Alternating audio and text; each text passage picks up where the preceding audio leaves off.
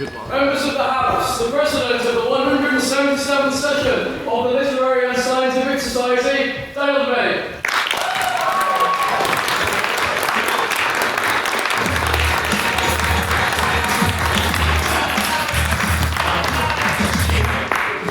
Members of the House, I welcome you to what is the 15th ordinary meeting of the 177th session of the Literary and Scientific Society. Now, for those of you who were here last week, you'll know that I proved this society is head and shoulders above the rest by dressing up as Scully Winkleman. But it would appear that we have a lot more newcomers, so I suppose you could say it's fitting for the capitalism debate that we have raised interest with this motion tonight. You may have heard that Storm Chandra was on this week. Well, we at Literific have been cooking up a storm of our own, and you'll notice this because, firstly, we had our main page post over 200 posts, and if you aren't in that, just look up Literific News for Convened, which is our inside joke, because that's what we have here at Literific.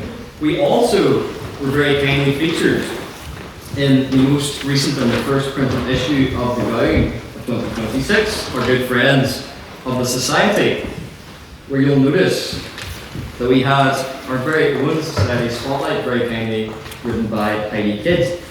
And of course, we also have showcased our term card.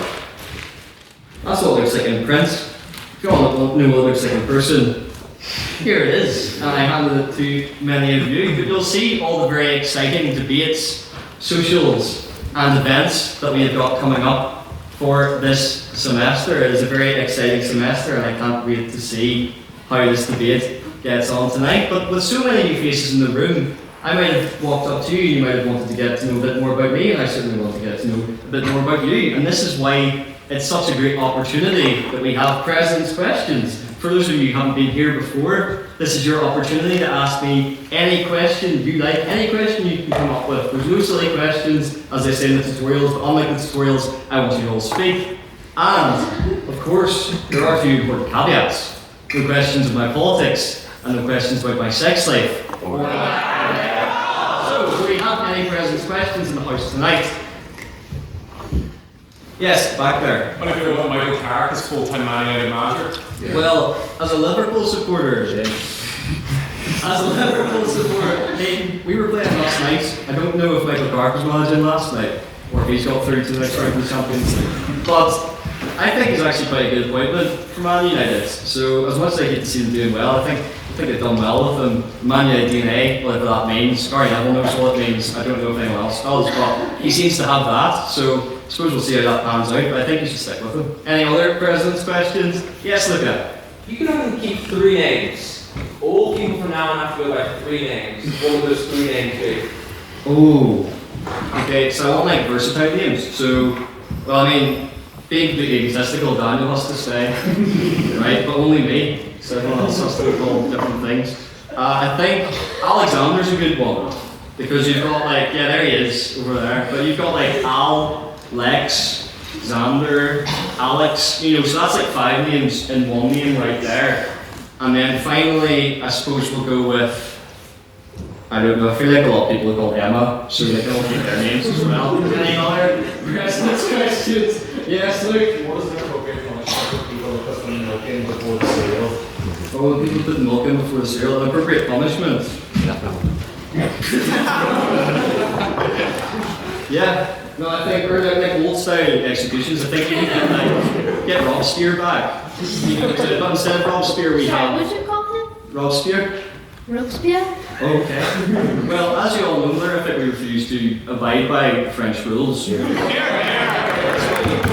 follow it for a reason. So I'm going to call him Robespierre, but instead of Robespierre, I think it should be Tony the Tiger, someone in a Tony the Tiger mascot costume. It's like pulling the guillotine instead. And that's the same, that also applies with tea. If you put milk in first in tea, I'm sorry, I can't accept it, even if my parents do. That's besides the point. Any other President's Questions? Yes, Tommy. So, I just want to make sure this is right. It's okay to microwave the water for your tea, right?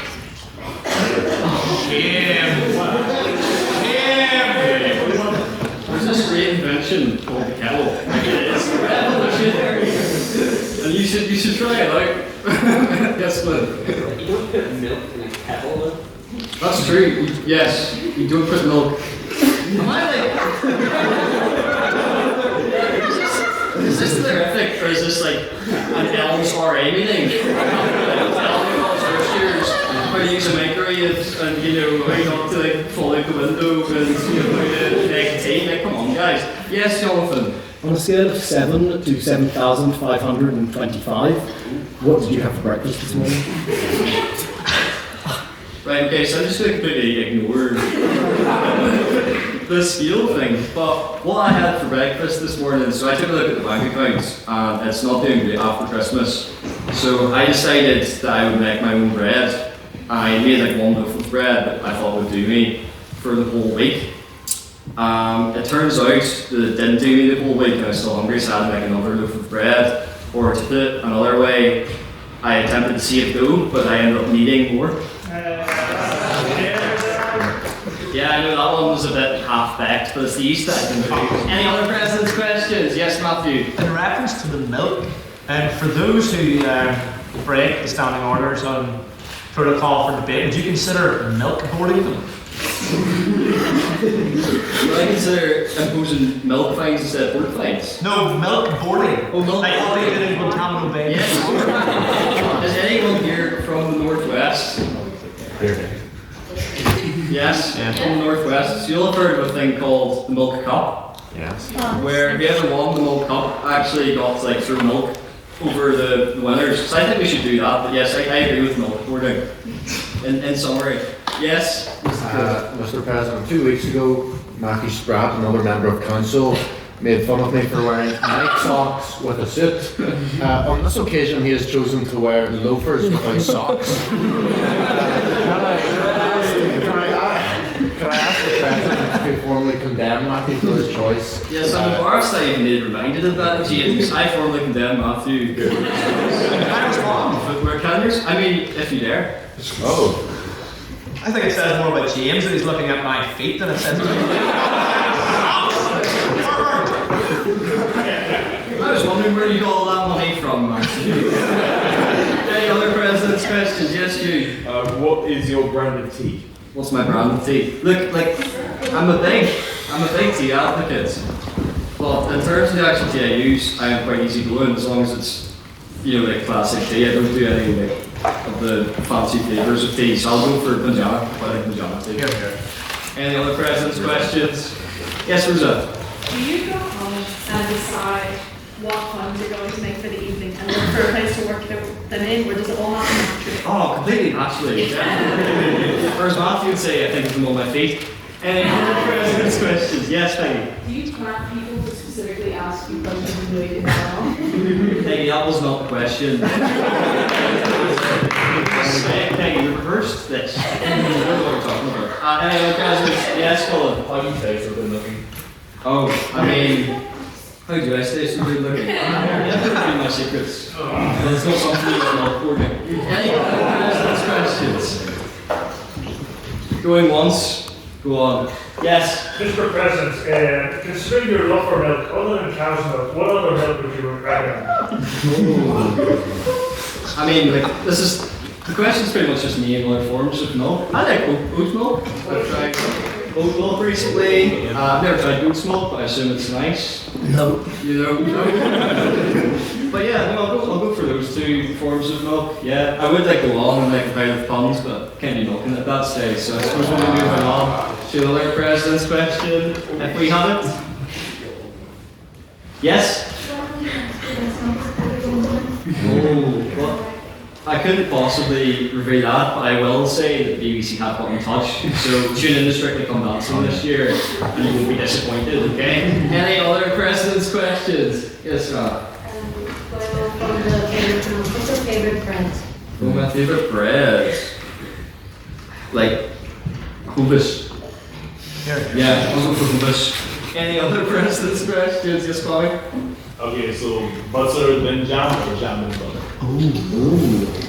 I think butter and jam. That feels right. It seems strong. Any other presidents? Yes, Matthew. Based upon this week's president's questions, would you concur with me that the literatic are asking the most pressing questions? Of course. course. Only ever the most hardest hitting of questions do we ask, but I feel like that'll be revealed in the private members' business, where it's become a recurring theme to talk about McDonald's savor menu. Yes, Jonathan. Do you affirm the superiority of Irish butter over French butter? Of course. Any other? Yes, Louise? Is there a reason that you don't have a preferred brand of tea because your flatmate who also does your laundry and makes everything buy it for you? I've got you there, because that's one of the things I actually do in my kitchen. It's making tea and the dishes. So there we go.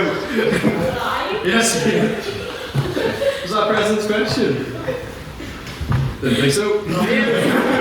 Scone or scone? Scone. Here. I'm not yet, that's a scone. Simple as that, because we're not in Wimbledon, we're anything more at all. Yes, Matthew. Can you elaborate on what you mean by your kitchen? Our kitchen.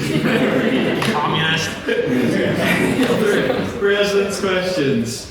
I suppose it's my kitchen, well, it's convenient for me to make tea and, do other things in the kitchen, but it's our kitchen when it comes to the dishes or when I'm hungry for dinner. Yes, Elliot. As evidenced by the fat plaster on my face, I tried to shave today, unsuccessfully. What is your shaving method? I need some tips. Use Gillettes, be careful, the warm water on the face, bit of aftershave is always quite nice as well. I honestly thought you were just dressed as Ed Norton from Fight Club. Alternatively, Brad Pitt from Fight Club. Any other President's questions? Yes, Joey. Mr. President, what else do you think in your kitchen? Apart from like math. The bins. I do the bins. I do. That's the only thing I've been taking out recently is the bins. People often ask me to describe living with my flatmates in 3 words, and I say 3 words isn't enough. It has to be 7 words, and those 7 words are Tango, Oscar, Roger, Tango, Uniform, Roger, Echo are the 7 words. Now, if you know the phonetic alphabet, you'll understand what I'm getting at there. Any other President's questions? Yes, Matthew. Does Bethany or Chloe or Rachel assist with your shaving? Funny enough, and this will sound dodgy, but it's 100% true. Me, Rachel, and Chloe were in the bathroom at the same time. And I'll let Andy elaborate on that later. I'll just leave it there. Yes, Flynn. As a pilot, I do not appreciate your use of Roger for the letter R in the name of Albert. Okay, Romeo then. I do apologise. Any other President's questions? Yes, Lewis. Subject of on paper being released this week. What's news what we think you would have done this week? I ate spinach. Yeah, thank you very much. Yeah, what would you guys say is the most newsworthy thing I've done this week? Come to me. I had brunch with Colin. That's great. I cleaned the mold from the bathroom. Did you kill a spider? And I killed a spider. That's very masculine, well done. Exactly, there you go. See, I'm not just a pretty face. Any other President's questions? Yes, Colin. In lieu of further debate, what would it take for you to dress up as Keir Starmer? Well, I mean, the Labour debate is coming up, and I could try to do like a Keir Starmer impression. I believe. Free speech. Yeah. So you probably don't want me to dress up as Keir Starmer, but I think it's very much like Josh Widdicombe, but if he just stuttered a bit more. Yes, Ray. I think you know I'm going for this, but on the back of your Keir Starmer impression, please to your Barack Obama. Oh, yeah. My Philip Mertens. Michelle. There's my Obama impression for you. Any other President's questions? Yes, Colin. How long does this become stand-up? Oh, it already is, my friend. You only know this now. Any other President's questions? Yes, Mr. Spratt. If you could launch a literary invasion of any other debating society in the world, which one would it be and why? Oh, I see he's perked up because he's my general in command. Yes, right. We're taking over the old edge. Somebody needs to set him right. After that, we're going to invade France. Simple as that. Yes, George. I have one question, but I won't ask it because it may be considered controversial. So I'm just going to ask you, what's your favourite season? What's my favourite season? Cooking, so I'm going to say salty. No, it's winter. Any other presents, questions? Yes. Is there anyone you would spare from the LMH though if you decide to invade? Anyone I would spare? Oh, well, of course, Stefan. And Coleman just through Ray as well. Those are the two that I would spare. I just wanted to know. Yes. Do you find it concerning that your vice president is insinuating that everybody in the LNH will be massacred? You know, after how she handles the port fines, I'm not surprised at this point. Jonathan, any other president's questions? Going once, going twice. Okay, so this brings us on to private members' business. So this is your chance as members of the House, and you're all members of the House tonight, to ask any private members' business. So this is things that you've seen in the news, things of interest to you, things that have happened recently that you'd like to hear other people's opinions on. So, do I have any private members' business? Yes, Mr. Secretary. Thank you, Mr. President. Would the entire House like to look upwards towards the camera so I can get a really cool photograph? I'll take a couple. Everybody say, terrific! Thank you! Good stuff. Any other private members' business? Yes, George. Yes, I have a question about the recent event posted with the. Is this one for Lavery's perhaps? Yes, sir. Obviously, it was very exciting to my part as well as Ireland that has gone before, and also how many washed up Tories have gone before. So I was wondering, so I feel how much time do you have left until Magic Grass starts taking up Magic Thatcher? Anyone on Thatcher or Farage or Reform? Yes? I think it's amazing that Reform is so willing to accept refugees this week. Honestly, massive turnaround. I really appreciate it. George? Yes, I don't have to free speech, but I would ask my original question to the council. But no, treason is never right as well as government. I really liked her. That she by going to the other side. I think really the best option now is Penny Morton. What a great leader, a very attractive lady. Thank you very much. Yes. Hugh? Sorry, I'd just like to check. You think that that's not controversial? What's not controversial? All of it. Yes, Jonathan. The rats are inevitably first to leave the sinking ship. Okay. Yeah. I heard from high sources that Nigel Farage has a letter informing him of the fact that Luke Collins is defecting from the SDLP. Luke, would you like to address that claim in real time? I have only one word to say to that. No. Any other? Because I'm thinking of Natanya Thatcher from the grave. I think they need to pry her from how they knocks like dead hands before that happens. Okay. Anyone else on Reform or Thatcher or Badnock or just UK politics in general? Yes, Ron. Completely unrelated. As you might know, matcha is tea, yeah. Oh, okay, yes. Back to the hard pressing issues. Go ahead. If I add a shot of espresso into a matcha latte, does it become coffee or does it stay tea? Okay, anyone on that? Yes, Peggy. As well, it doesn't become either of those things, it becomes a combination.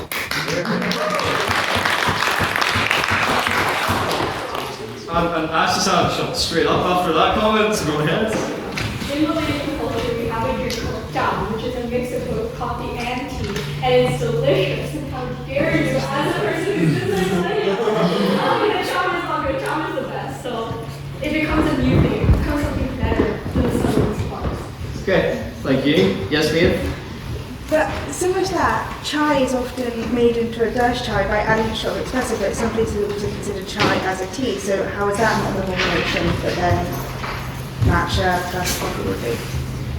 Anyone else on this very important philosophical debate? Yes, Connor? I didn't always want tea, but would you guys prefer coffee instead?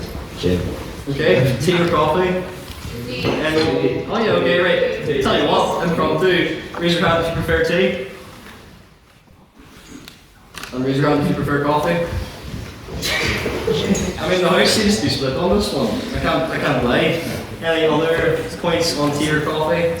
Yes, Maeve? Does it not depend what mood you're in and also what time of day it is? I'm going to say, for myself, no, I'm a big tea advocate. But I will drink coffee if I'm trying to pretend that I like coffee. I'm really going to basic drink. But I agree with Dan's philosophy of just getting a hot chocolate. Yeah. Ella? I know last time I talked about this, the pregnant was went on like 2 minutes, so I would keep myself short. But as someone who has like, I would say on average 5 coffees every single day, and they're like large, like I go into a cafe here and I get like a large, like 2 shots. You can have it at 11 p.m, you can have it at 7 a.m, you can have it at an espresso martini at 3 a.m. Like coffee is all day round, and it is good to be caffeinated. Yeah, keep caffeinated. Do we have Mr. No? Oh, no, I'll just speak. Anyone on that? Yes, Tom? Can the house please know what Ella's got to target? Yes, man. So, hypothetically, if I was an idiot and I did boil milk in a kettle, is it now tea? Is it still tea or coffee, or is it something new? It's milk. I think if we're rounding up all the people who've like committed atrocities against the crime of milk, then you would also suffer the penalty for doing that. Yes, Matthew. I don't think you should be talking about rounding up, considering you said you'd massacre everyone else not that long ago. Metaphorically, of course. Metaphorically. We went through our debating skills and rigor. Any other points? Yes. Would you ever consider using coconut milk? I've hijacked this into becoming the president's questions again. Okay, would anyone consider that? Yes, Rob. Yes, and when making a latte, if you sell it coconut milk, it becomes amazing. It is so good. I think we should do a lyric recipe book. Like it would be an abomination, but you know, probably get sold. Yes, George. On the topic of tea, I thought it'd be wise to mention China, because China has a lot of tea. And the people's thoughts are Mark Carney and Keir Starmer kowtowing to the Chinese Communist Party. Well, it's a very clean segue. It's a much less serious matter, but yes. Yeah. Go ahead. Unironically, Mark Carney's speech at Davos this year is one of, I think it's premier speech writing. It was very, very, very good. And I'm on board with allying with China just based off listening to the speech. So, yes, Mr. Spratt. I thank George because I also wanted to shift the conversation from tea to China. I think it's very interesting. I actually think that it's due to Donald Trump becoming potentially so much more volatile than we had anticipated, and he is ultimately, for the danger of Europe and for the USA, pushing the West towards potentially an even more dangerous ally in China. But I think it's very interesting that Mark Carney and Keir Starmer have been there in such a short space of time as well. Mr. Secretary of the Trust. I think those are 2 very good points, but I have asked the question, does anybody know in China which is the most popular milk to put in their tea? No, Calvin! Yes, we come up. I think it's not so much a matter of allying with China, but diversifying. I mean, I think Mark Carney said about smaller power blocks. These kind of medium-sized powers need to have more options. And that means you're making the US more worried that we could go to China. That might mean we need to tempt both ways. Here. Interesting. Yes?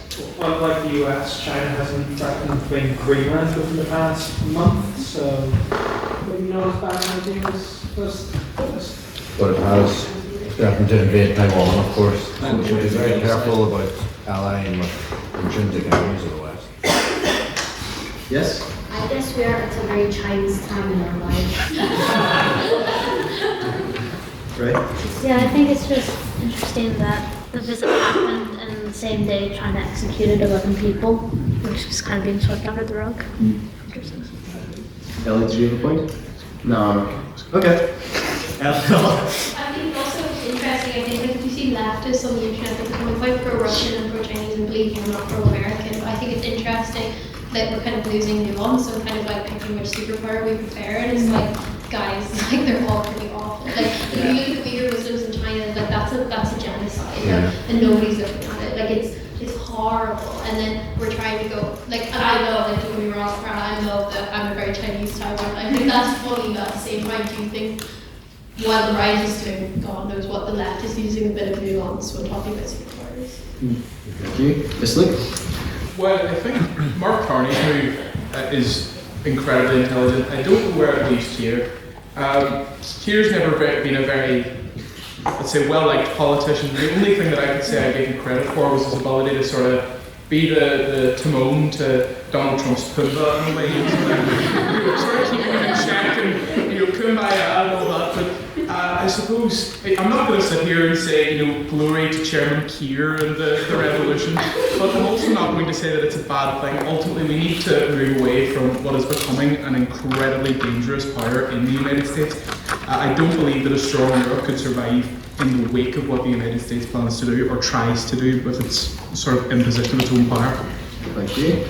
This was it. On the topic of America and also in the context of today's debate, I'd like to ask the House's opinion on Trump's EPA putting the value of human life at $0 recently. Interesting. Does anyone have a point on that? Yes, Elliot. Well, I think, I don't know about the EPA situation in specific, but I think the FBI and various other intelligence agencies put a value on human life which tends to be between 10 and 11 million dollars, and that's not for any kind of moral argument, that's because human life is literally quite valuable. It's the reason that countries tend to do better when they receive lots of immigration. So I'm not familiar with the specific circumstance, but whatever it is, I suspect it's quite short-sighted because I can't see any justification for that rationale. Thank you. Yeah, we'll go to Maeve. I think valuing human life at $0, especially in the United States, is insane, especially since they banned abortions and that sort of stuff. If that was the case, then how come they did that if it doesn't matter, if human life doesn't matter? Thank you. Trey? I was going to say, as a token American here, no matter what Trump says, there is a spreadsheet somewhere with the dollar sign and a number and my name. Thank you. Just following on from that, China, US thing, do we really need a superpower to ally with? Can't Europe act independently? Why do we need to align with one or the other? Transitioning up. We'll go the second room, yes? Yeah.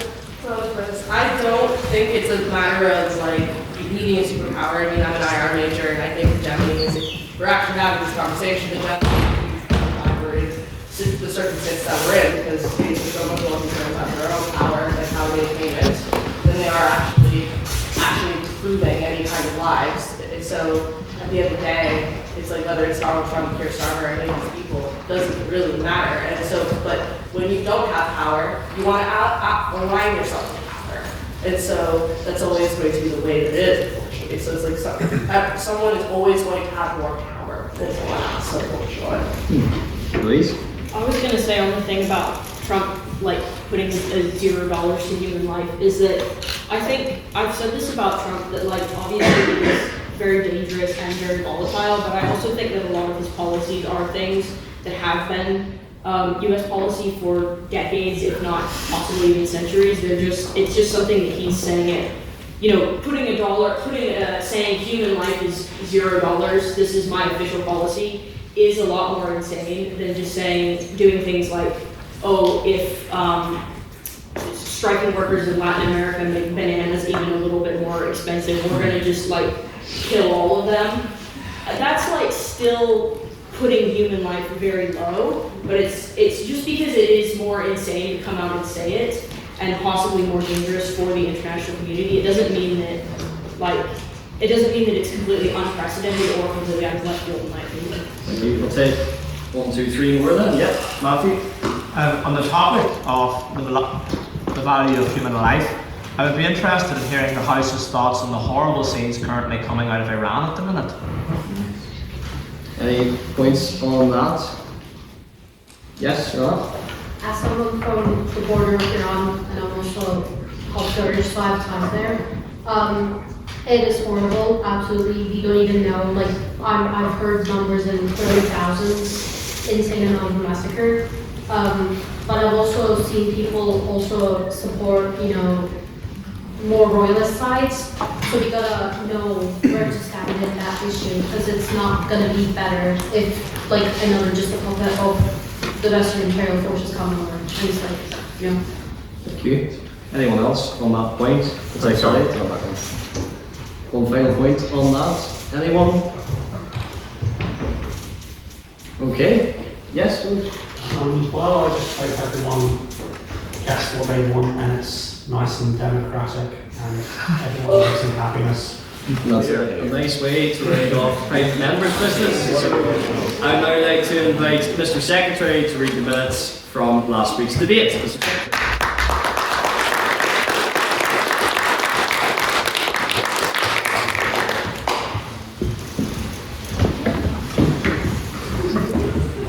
On January 22nd, 2026, the Queen's University of Belfast Literary and Scientific Society convened for the 14th Ordinary Meeting of the 177th Session to debate the motion, "This House would rather be a traitor than a faithful." First, we heard President's questions, where he said, "Can you wear your outfit to the bar later?" referring to Daniel's slogan as Claudia Winkleman. Daniel said, "Depends how much you pay me." Ash then asked who his makeup artist was. He said that his live-in carers are skilled in both the arts of makeup and making food in his kitchen. Matthew's friends then said, "Will you have a girlfriend by the end of the night?" And Daniel reminded us that Matthew's friend group are called the Likely Lads, referring to them by their full name. The likely to never get a girlfriend lads. Rea Thien then said, "Do you think he'll give people nightmares tonight?" To which Daniel replied that would imply that I don't already give people nightmares. Private members' business was next, where we heard from Matthew Spratt, who asked for thoughts on the World Economic Forum. Elliot said that Trump's speech was awful, as he insulted the Fed chair from the world markets. Hugh described all allies as vipers, that's part of the course with Hugh. And Matthew Spratt said the sunglasses of Macron may have been from Bridget's punching him. And then there's a whole thing on tiramisu and orange juice. Can we have no more of that, please? Ash said, "Is matcha tiramisu, coffee or tea?" Beth said it could be both. Flynn Nugent said it is neither, it is matcha tiramisu. And Mark said it is matcha, not grass, though. Then Maeve asked the House opinion on social media ban. Hugh said he looks forward to the day he doesn't have to hear the opinion of those younger than him. Spratt said as a 15-year-old he had great fun cooking politically senile people on Twitter. Rosa said, "Would you need to verify all this with ID?" Flynn Nugent said someone will do in Australia on that, I didn't really get that one. And Ella said the idea is that once legislation is in, it's up to companies to enforce it. Next we have a vote on prior opinion, where we had 14 votes for the proposition, 13 votes for the opposition and 11 abstentions, meaning that the proposition carried and the motion passed. First on opposition, we heard from Leon. Leon began by talking about Othello. This theme continued for much of the speech, interceded by reminders that racism and sexism is wrong, and the occasional bit of shade thrown at me by Matthew Spratt, who accused me of being a posh twat, which of course is untrue. We then did a very little thing of jumping from Shakespeare to Hitler via Darth Vader and Star Wars to say that he looked cool in his boss outfit, not my words. A poll of the room was then taken where it's revealed that one member likes Hitler, and strangely enough the rest are against him. Leon then started speaking German, and not wanting to be disbanded again by the SU, I stopped taking minutes. First on the opposition we heard from Tom, who said, "I've never seen traitors, but fortunately he is a paid member of the Conservative Party, which, unlike Hitler, we're all fans of." We then continued into a long list of very base religious points, which unfortunately I failed to keep track of, before moving on to Darth Vader, and surprisingly instead of Hitler we heard that Macbeth. Fortunately this section, unlike the rest of his speech, did not last very long, and we were able to move on to the thing that matters, the Conservative leadership race. After all agreeing that Kelly Badenoch's not fit to run a lemonade stand, and after Daniel developed a repetitive strain injury from banging the gavel, the speech ended after a terrific record of 8 minutes. Second on the proposition, we heard from Lyra, who said, "Game shows usually tell you what they are. Pointless is pointless, and the chase involves being chased. One thing I would note though is that if you applied this logic to the Literary and Scientific Society, you'd be left very disappointed." She continued with her love letter of the show by explaining to us all the best action from the previous series. I've never watched Tracer, so I don't really understand any of it. She went on to say that Napoleon would be an excellent contestant on the game show, and this is certainly true. But that is unless Admiral Horatio Nelson happened to be on the other side, repeating a glorious victory in 1805 at the Battle of Trafalgar. Lyra then concluded by saying that the Trace is the best team and should always win. Second on opposition, we heard from Beth, who began by inviting us to imagine her as a middle-aged man in a loveless relationship where your wife divorces you. No more like your little wife, she said. She then detailed the whole imaginary miserable life before ending with an agonising loveless death, absent of your children who can't bear to look at you. pretty light stuff. Betrayal, she argued, was not the way to go. It will only lead you to misery and despair, which is much the way I felt after listening to Beth's story. When asked about the Haitian Revolution and if it was considered betrayal, Beth said no, as the French were never on their side. The Haitians themselves stood against apartheid and, of course, against Elliot's family. Elliot is a white South African and a Tory.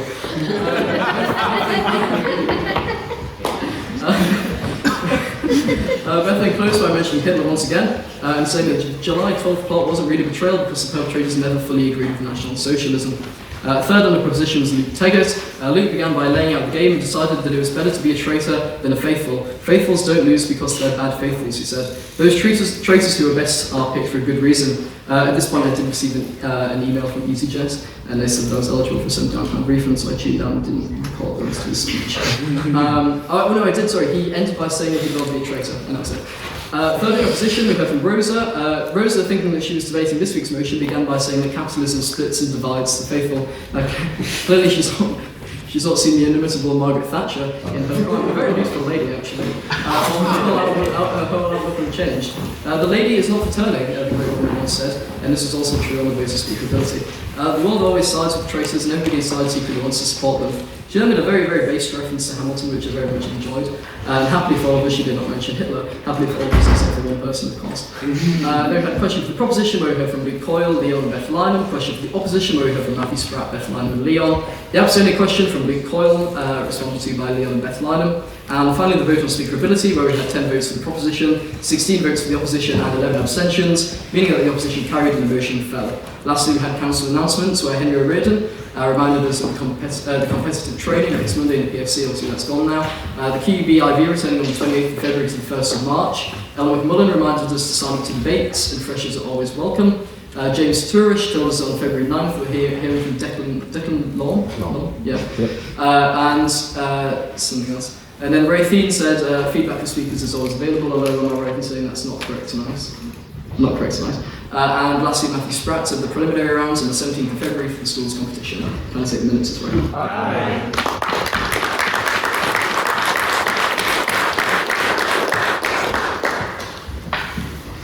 Thank you very much, Mr. Secretary, for those minutes.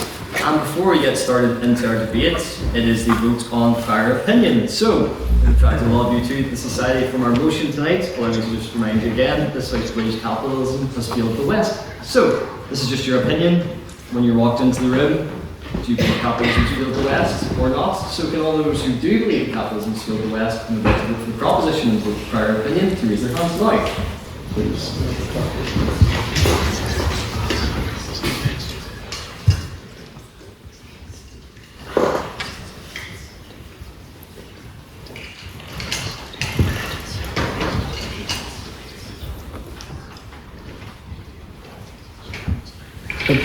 Yes, and can I have all those who do not think that capitalism has failed the West would like to vote for the opposition raise their hands now, please.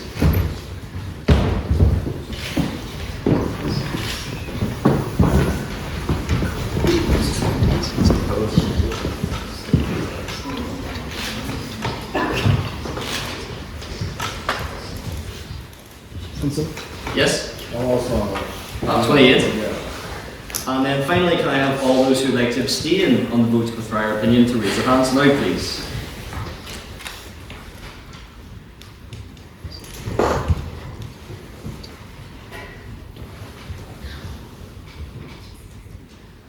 Yes.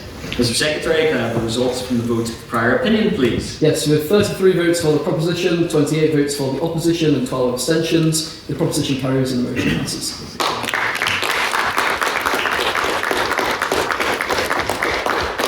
Now, before we get started, I'd like to run through the rules of the debate. Although looking at this side of the table, it feels more like I'm hosting Family Fortunes than a debate, to be perfectly honest. But yes, the rules of the debate. So, speakers will take it in turns to deliver 7-minute speeches. The first minute and the last minute of their speech is protected time, which means for those 5 minutes in between, they have unprotected time. Unprotected and protected time are signified by our bell, Mr. Secretary. Thank you. During those 5 minutes, they'll be open to points of information from members of the House and their adversaries on the other side of the table.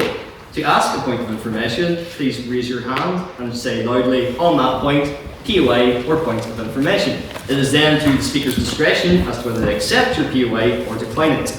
I ask that you keep your POAs to a maximum of 15 seconds and that you leave 15 seconds between the offering of a POA during their speech. We also have a rule on swearing, as well. The Vice President is speaking tonight. Yes.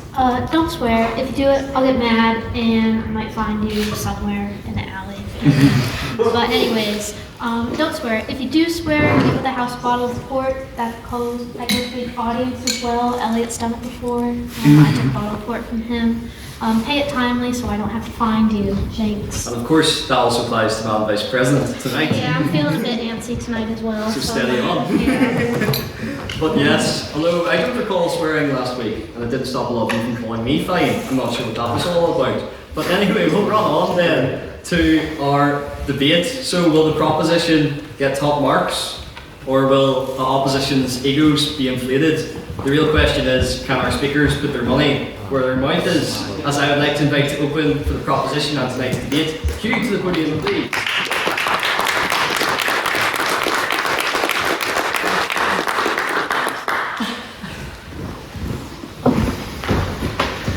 Friends, colleagues, Elliot.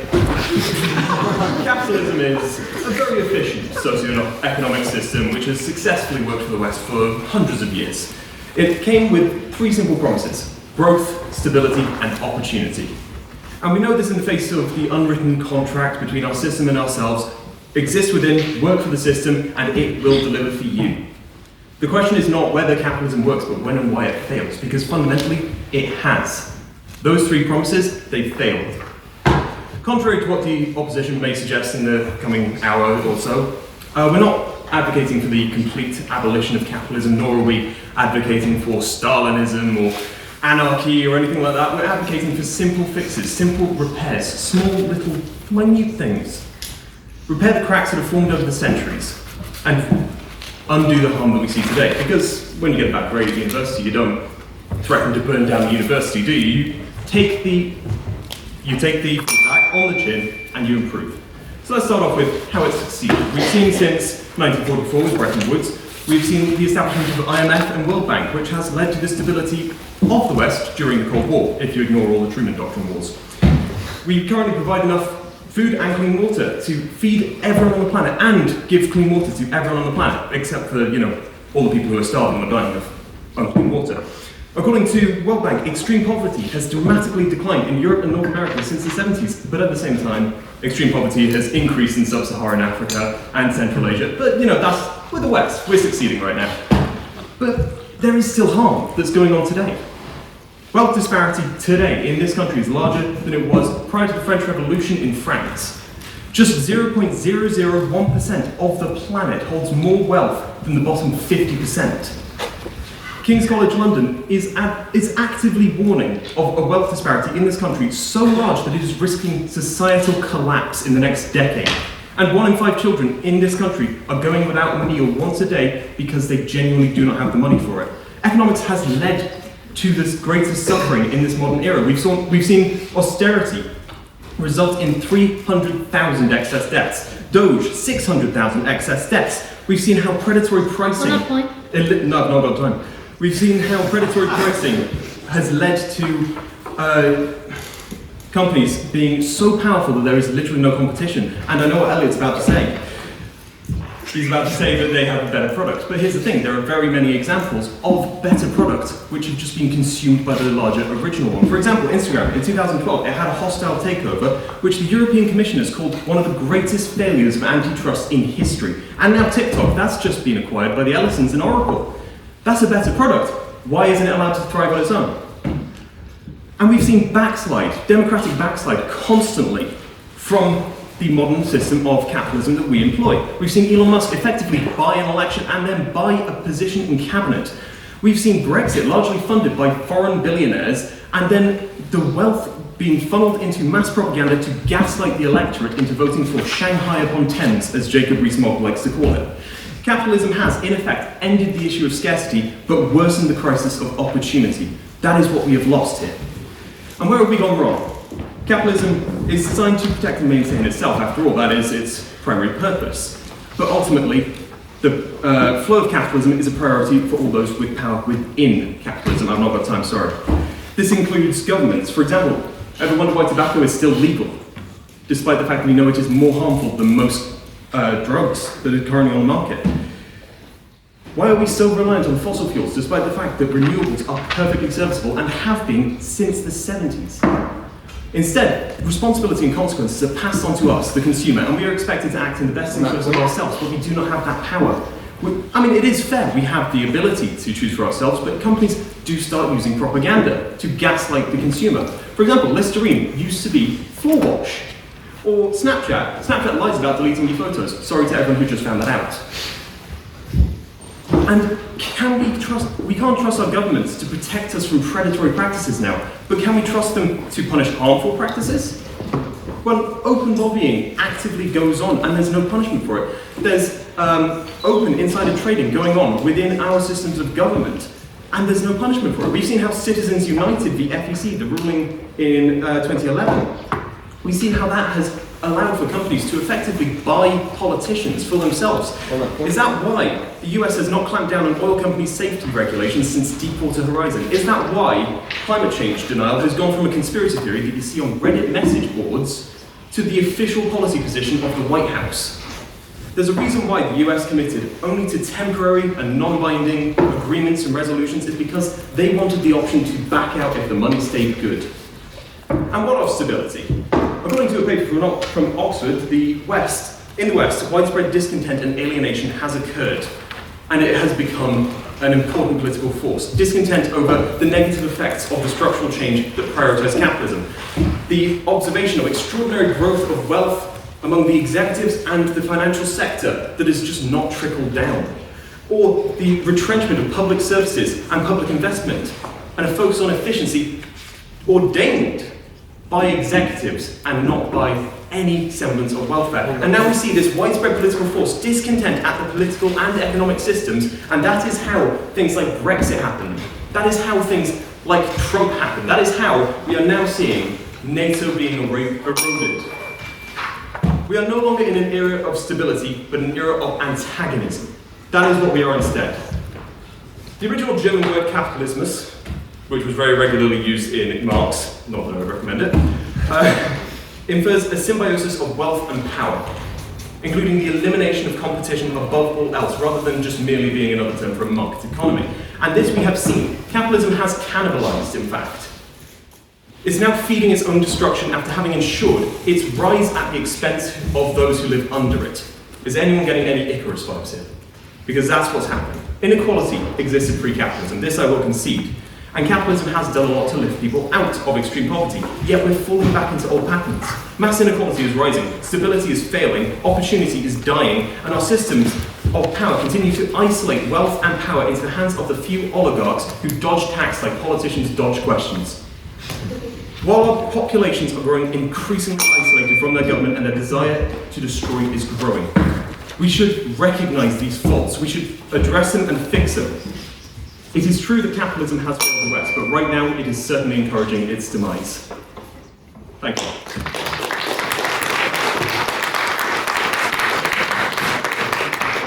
Thank you, Hugh, for that very fine speech. And now to open the case for the opposition, I would like to invite Ollie to the podium, please.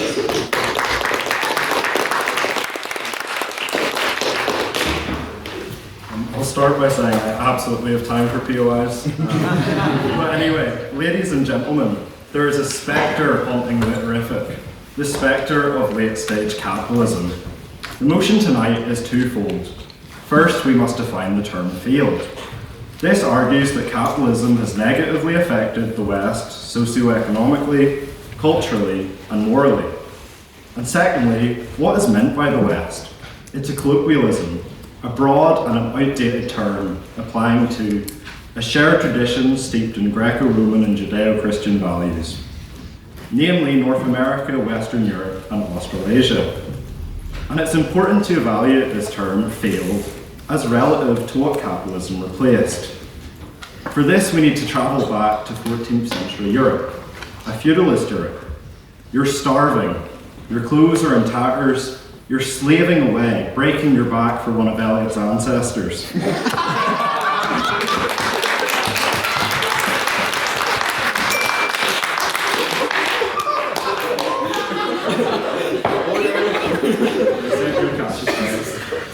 You can't marry, you can't leave, and if the Baron's having a bad day, he can legally kill you for funsies. Your only reward for this hard knock life being a false protection, some small plot of land and a dirt hut. Now transport yourself back to the decadence of your modern Western life.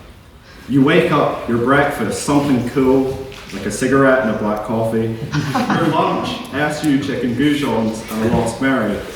And your dinner, 2 bottles of red wine. Though you may feel like it, your manager at Tesco is not a bloodthirsty baron. You work a meagre 8 hours, stocking shelves a week, and afford to go back to your Holy Land's mansion, though not dissimilar to that feudalist dirt hut. You have this lifestyle, this freedom, and this luxury because of capitalism. Even Marx and Engels, which we heard about, argued capitalism as a necessary transition phase to rid Europe and the world of feudalism. Capitalism has since provided the West with mass literacy, industrialization, urbanization, and actual representative democracy. While we hear that inequality, cost of living, and housing crisis have arisen across the West, this can't be attributed to an economic framework, but an issue of regulation and policy. Misgovernance is most definitely not exclusive to capitalism, unless we slept through the whole 20th century. And the quality of life by almost every measurable metric has increased under capitalism. The West has higher life expectancy and lower infant mortality, no economic decline, no social decline, and that is certainly no failure. The proposition tonight cannot seriously say that capitalism has failed the West. Is it flawed? Yes, but it has delivered us from a socially immobile and cruel caste system. The truth is that even the pioneers of modern socialism, the fiercest critics of capitalism, Marx to Lenin, Lenin to Mao, all accepted a free market capitalist was fundamental to the growth and rebuilding of their respective time frames. Go ahead. What about the millions of people all across the world who suffer as a result of capitalism and outsourcing our labour to places that are poorer than ours? I will 100% get to that, but that's not happening in the West, it's happening in the global South. If the motion was this field, the global South, I might agree with you, but I'll get to. And again, looking past the proposition's decadent Western eyepiece, which we just heard, to what are the true victims of Western capitalism, the global South. The quality of life in the global South is considerably worse than that of the West. There is limited access to education, healthcare, there's a fragile infrastructure, and poverty that's far more widespread and deep-rooted than in the West. But this is no fault of their own, but of colonial extraction forcibly integrating the global South into our capitalism. The West, however, deny the global South from industrialization, sovereignty, and capital accumulation. In the global South, we do not see capitalism as acting equally. We see nations locked out of the same free market capitalism that has allowed us in the West to flourish. Where these nations engage in true free market capitalism, such as in Vietnam and South Korea, there's a dramatic decrease in success of that point. Go ahead. Vietnam's communist country. Actually, since transition to a free market economy, engaging with the US, just because something's socialist in name doesn't mean it's socialist in nature. And as I was saying, the success of the West only comes from the horrors of the capitalist imperialism and the wealth that we extract and have extracted in the past from the global South. And for the proposition to say that it is a failure for the West, they spit in the face of every nation and people that we have trampled and pillaged on the road to our own opulence. On that point, clearly, as you'd explained, that it is failure to the global South, but the fact that 21% of the UK population, which is in the West, is living in dangerous levels of poverty, would indicate that capitalism is failing the West as well. But as I said, it's more an issue of regulation. You see in a true free market capitalist society without the likes of the wealth disparity that we see. And then also relatively, is what I'm speaking, relative to these countries, they have far more widespread poverty, which is in essence in the West's fault for extracting the wealth from those nations. But capitalism is far from perfect, but ultimately it has outperformed any alternatively centrally planned framework before it by all measurable quality of life. It has provided a golden age for the West. It puts a variety of food on our table, allows us access to medication to survive, and without it we wouldn't have the freedom nor the luxury to be engaging in the open and free discussions this society allows. So I conclude, literific indeed is capitalist by nature, and how can that be a failure?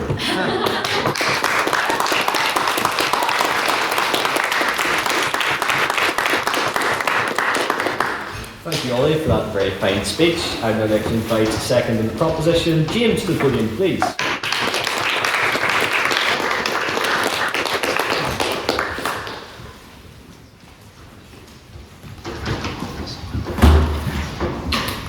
Grumagus, Anoctor Daniel, August Akarja. A leftist, a feminist, a Labour-aligned but purportedly Lib Dem voter and a practicing Catholic, at least some of the time, walk into a debate chamber. No, this is not the start of a very bad joke. It is the physical representation of those who recognise the ills of an unbridled, market-driven system that puts profit over purpose, margins over meaning. My friends, this debate has largely focused on economics, which of course makes sense for a debate on capitalism, doesn't it? I mean, firstly, from the perspective of us on the proposition, we must acknowledge and accept that this debate is not about whether or not capitalism can generate wealth. Plainly, of course, it can. But what lies before us is a moral dilemma much greater than just encompassing the economic sphere. Has capitalism served the moral purpose of society in the West? Philosophical it may be, but that's what happens when you listen to Lecoy's speeches nearly every week. Has capitalism really done what it should? This debate stretches far beyond the economic realm, and so does the failures of capitalism. Indeed, we have heard that capitalism may fail the global south, but we in the West are doing so well. Look at our Holy Lands mansions and our lifestyles and everything we have. But I say this to you all today.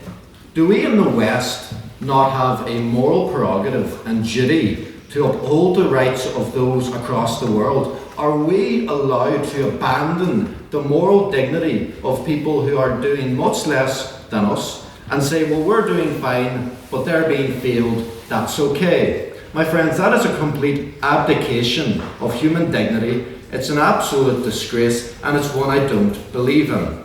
Indeed, fundamentally, capitalism has failed the West because success is not measured in the material wealth of the people, but in the purpose of holding such wealth and safeguarding human dignity. No, Matthew Smith. Capitalism encourages radical individualism, even at the expense of the common good. The market-driven economic approach that not only allows people to make bad choices, but which also encourages us, cannot be described as a success. A structure that is moved in a direction that of which the market dictates, and not in favour of prioritising the common good, cannot be described as a success. Capitalism is not to be condemned for generating wealth, but for enthroning appetite over reason. This economic theory does not exist to serve the people's needs. It exists to serve the people's wants. And controversially, I may say, people do not always act in their best interests. But in the West, can we really expect them to? From the time that we are born to the time that we pass from this life to the next, we are bombarded with psychological manipulations of desire, with manufactured and artificial answers to our problems. Social ills like gambling, corruption, environmental denigration, and staying up till 3 a.m. watching TikTok are not only accepted by the market-driven structure, but encouraged. Now, I should be clear. Am I necessarily advocating for a nanny-state system that infringes on free will? Of course not. But we must recognise that the exercise of free will should ideally look like. And that is that true freedom is not about having the ability to do whatever we want, but it is about being emancipated from the influences that constrain our reason and intrinsic desire to do what is good. Can we really consider oneself free if their faculty for reason is hindered by a social and economic influence that imposes its might on individual consumers as capitalism does? I'll accept. Who decides who is right and who is consume, if not for yourself? Good question. I think people have a moral duty to follow their conscience. They're not always right in doing so. But what the capitalist system does, in effect, is takes people's desires that are often wrong and completely runs with it. I think that's a system that fundamentally favours and rewards things that are negative, and that's why I'm against it. For what does it profit a man if he gains the whole world but loses his own soul? It is written in the Gospel of Mark. Blaise Pascal famously observed that all of humanity's problems stem from man's inability to sit quietly in a room alone. My friends, that was written 400 years before YouTube Reels. Capitalism has turned this weakness into an economic strategy. Instead of teaching restraint, reflection, or contentment, it keeps us perpetually distracted, buying, scrolling, upgrading, so that silence never confronts us with deeper questions of meaning and purpose. Consumer culture exploits our discomfort with stillness by offering endless stimulation as a substitute for fulfillment. In doing so, capitalism does not merely respond to human restlessness, it institutionalizes it. On that point? No thanks. A society unable to sit quietly is easily manipulated, endlessly dissatisfied, and permanently dependent on consumption to avoid confronting the emptiness it has been trained to fear. Capitalism has not failed because it produces wealth. Capitalism has failed because it has distorted what wealth is for. When profit becomes the measure of success, human dignity is reduced to productivity, and freedom is mistaken for endless choice. Communities fracture, meaning is replaced by consumption, and the vulnerable are treated as expendable. A society cannot flourish if its economic system rewards greed over virtue and appetite over wisdom. By moral, philosophical, and human standards, capitalism has failed to serve the common good. Thank you.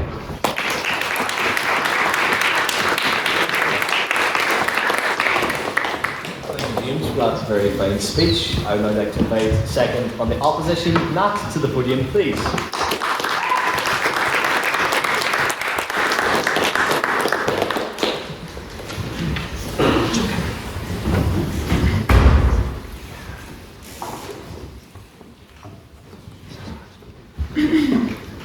Good evening, ladies and gentlemen. I find this motion fascinating because it asks us to believe that capitalism has failed the West. Even as we sit in rooms built by it, study in institutions sustained by it, speak freely within systems protected by it, and probably plan futures that have been shaped by the Western economic power. If this is failure, it is an unusually successful one. But words matter. Fail is not an expression of disappointment. It is a serious claim. It suggests that a system no longer performs its core function or no longer serves the society in which it operates. So before we rush to conclusions, we need to be clear about the standard we're applying. To say capitalism has failed the West is to say that it has left the West weaker, poorer, or fundamentally worse off in the realistic alternatives available to them. If the proposition can show that, then it deserves to win this debate. If they cannot, if what they offer instead is frustration from within continued power, wealth, and global advantage, then we should be careful before calling that failure. Once we're clear on what we mean by failure, the debate becomes much simpler. What proposition points to are real frustrations. Life feels more expensive, growth feels uneven, big companies feel powerful. These are real experiences, and they shouldn't be dismissed. But feeling frustrated is not the same thing as a system failing the society. It still largely benefits. Because here is the basic truth we accept everywhere else. All systems come with trade-offs. There has never been a system in history that delivered benefits without cost. So the real question in this debate is not, is there pain? Of course there is. The real question is, does this pain show that capitalism no longer serves Western interests overall? That is the standard the proposition must meet. And we already use the standard in other areas of life. Democracy creates polarization, but we don't say democracy has failed a country. Free speech causes offense, but we don't say free speech has failed a society. Immigration can create tension, but we don't say immigration has failed a nation. On that point. In each case, we understand that staying inside a system is not the same thing as a system failing altogether. Capitalism works the same way. So when the proposition points to inequality, what they are showing is that outcomes are different, not that opportunity has disappeared. Capitalism never promised equal results. It promised the chance to move. A system truly fails when movement stops completely, and in the West, movement still exists. People still improve their lives through education, work, and business. It may be harder for some than others, but let's be real. That's life. The same logic applies to powerful corporations.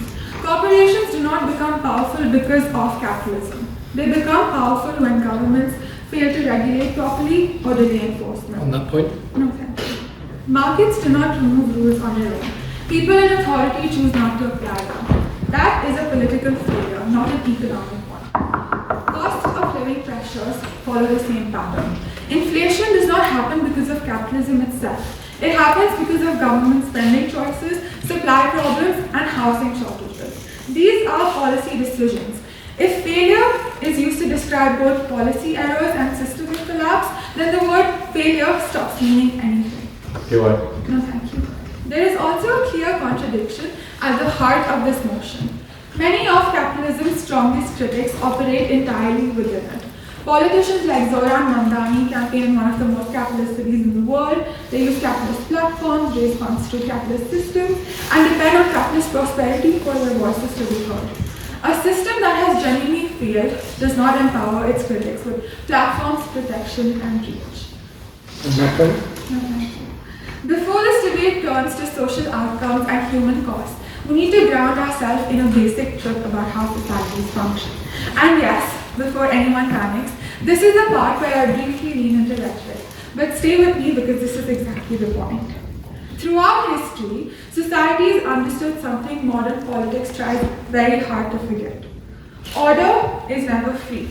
Stability is never painless. Progress is never bloodless, economically, socially, or morally.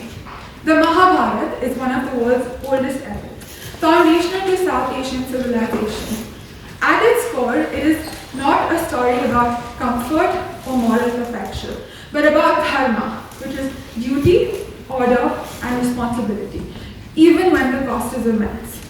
In the Mahabharata, wars were fought, lives were lost, entire kingdoms were destroyed, not because suffering was ignored, but because duty came before comfort. The presence of loss was never treated as proof that the cause was wrong. Sacrifice did not invalidate the system. It was a price for maintaining order. The same logic applies here. Capitalism was never designed to make everyone equal, safe, or emotionally satisfied. It was designed to generate growth, innovation, and resilience. To create a system where societies adapt rather than stagnate. And it has done exactly that. No, thank you. So what we're seeing in the West today is not a system that has stopped working, but a system whose success made people careless. Hard choices were delayed, trade-offs were avoided, growth was treated as guaranteed. When the consequences appeared, capitalism became the easiest thing to blame. When something fails, it stops fulfilling its purpose. When something produces a cost, that cost may be the price of functioning. This motion mistakes cost for collapse, and that mistake decides this debate. If capitalism had truly failed the West would be abandoning it. It isn't. That tells us everything you need to know. Ladies and gentlemen, that is why the opposition rejects this motion. Thank you.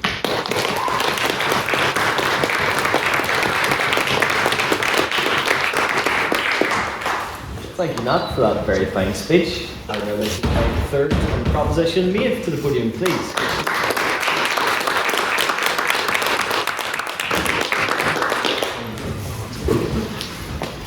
Welcome. Now, I'll admit, I was on the fence about this originally. I actually felt that there could be solid arguments for both sides, but while writing this, I feel I was wrong and the proposition is on the right side. Obviously, I was going to take that stance, but hey. Now, to begin, my lovely captive audience, much like how the massive companies control everything we do, I will be controlling exactly what you listen to for the next 7-ish minutes, and be subjecting you all to a rant about one of my favourite topics, the hypocrisy and concerning nature that is the food industry. Imagine, you're a farmer, middle of the countryside, 5 kids, another on the way, and you're the sole provider, running the farm. The only help you have? Those kids, apart from the fact that little Fred can't even walk, let alone hold a shovel. Useless, right to young. You're struggling to survive. The income of the farm is barely enough. You're barely more than a subsistence farmer. And yet you're told you're going to be paid even less this month because the main buyer doesn't want to pay anymore, or their sales are down, or whatever excuse they give. You can't argue with them. Or, how about this? You're a single working parent of 3 on benefits, barely getting by as grocery prices rise and rise, and before you know it, your hard-earned money buys less and less, and now £3 worth of cornflakes barely last Jimmy a week when they used to last 3. In both these cases, these families, these innocent individuals are getting screwed over by who? The owners of massive food companies who control the pricing and the ingredients put into them. The repercussions that these industries face, ultimately, their profits increasing, which, in my opinion, doesn't make sense. Most of you know I do plan on working in the food industry in the future, but that doesn't mean that I'm not aware of the glaring issues within it, as many of you should be. Due to the capitalist society of the West, all food companies obviously work to achieve the highest profit margins instead of what is best for the consumer.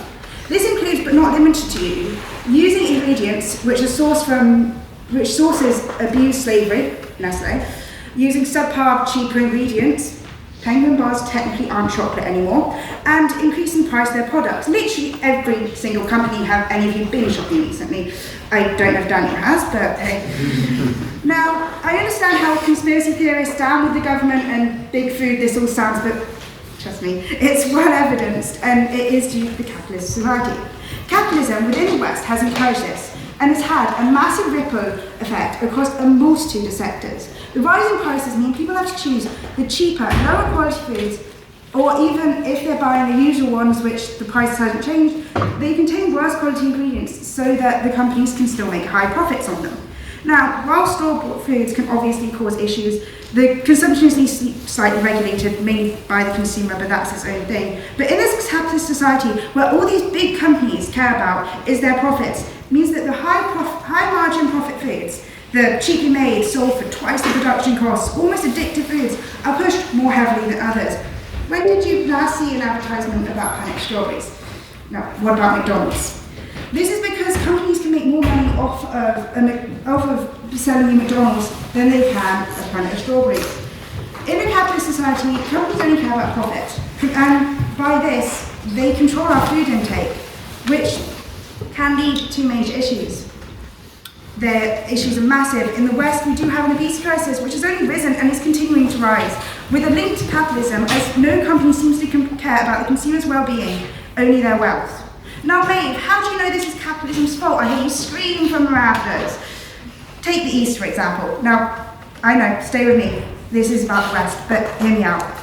Capitalism is rising in the East, with many Western companies spreading to these countries. Take India, for example. Capitalism is spreading there, but so are the fast food chains by 40% annually, actually. And that has, in turn, made obesity rates are rapidly rising. This is leading to severe health issues, similar to those seen in the West. Yeah, sure. China and India, which have adopted more capitalist measures, have seen vast increases in their Human Development Index recently. Aren't they benefiting from capitalism? They are going straight from starving to overeating, and because they don't know the nutrition, they in some ways potentially benefit, but they are also having health issues that aren't being seen because they haven't had that impact of health issues haven't been seen for long enough there for them to cause long-term issues, but they are still being seen. Capitalism is causing mass health issues due to their pursuit of profit and disregard for the consumer's health and their well-being. What about little Tim, whose parents don't know any better because this is all new, but these companies who only care about profits don't care about Tim either. Now, I'm not saying all foods are unhealthy, obviously, everything's healthy in moderation, but when these companies consistently promote these foods, it can be unhealthy. And opposition wants us to sit back and accept that, the West couldn't have been built without capitalism, when capitalism will be the undoing and death of the West. On that point. Literally. I also want to touch upon America a little bit. Spooky topic, especially at the minute, I'm aware. However, health system in America. You know, the one where people cross their fingers and hope and pray that insurance covers their cancer treatment, otherwise you're going to get a Breaking Bad situation.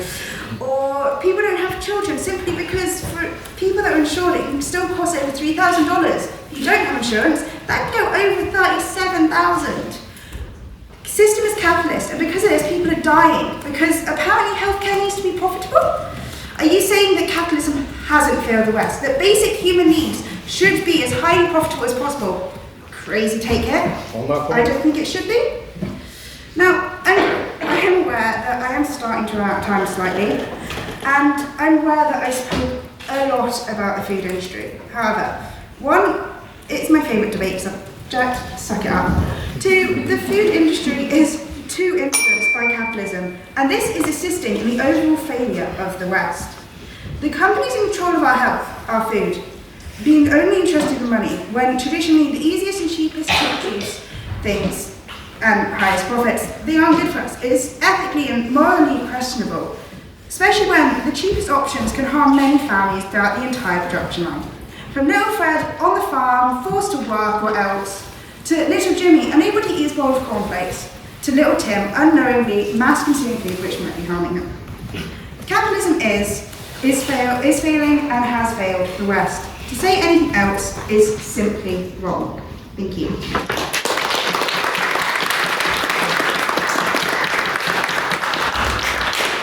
Thank you, Maeve, for that very thorough speech. And now, third on the opposition, I would like to invite Rea to the podium, please.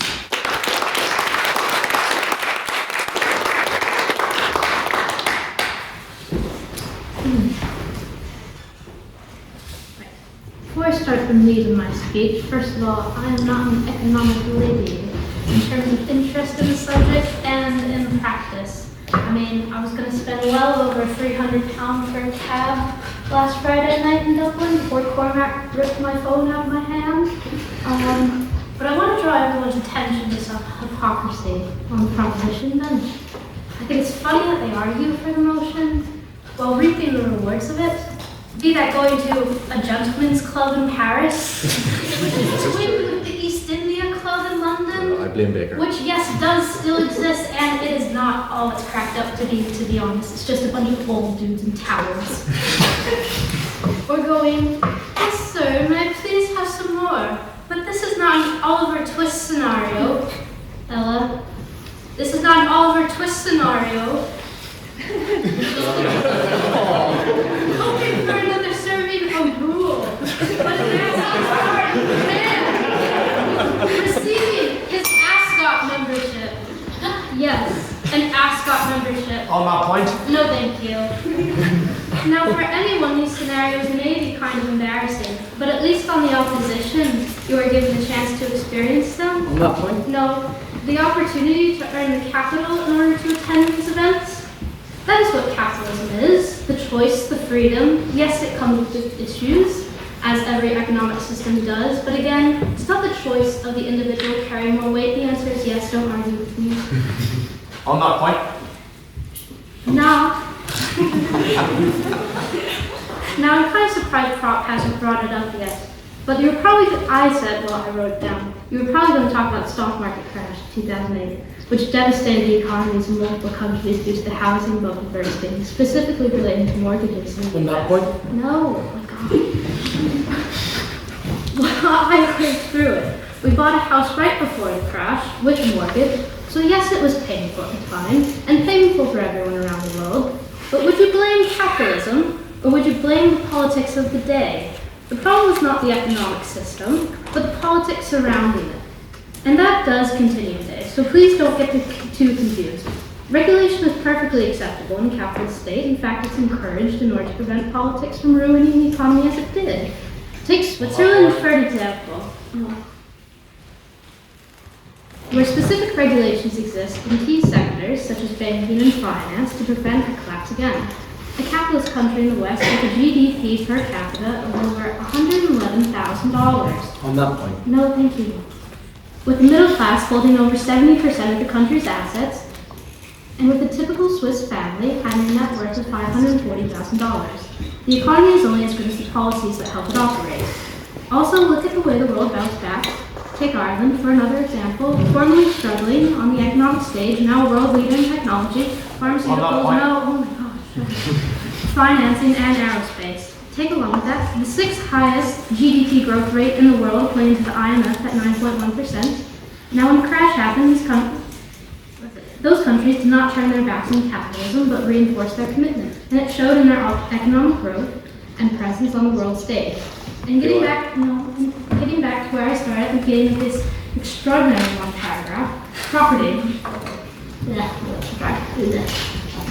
While we bought a house right before the crash, it ultimately allowed us capital later on when the stock market eventually recovered, as it always does, like the never-ending Ouroboros.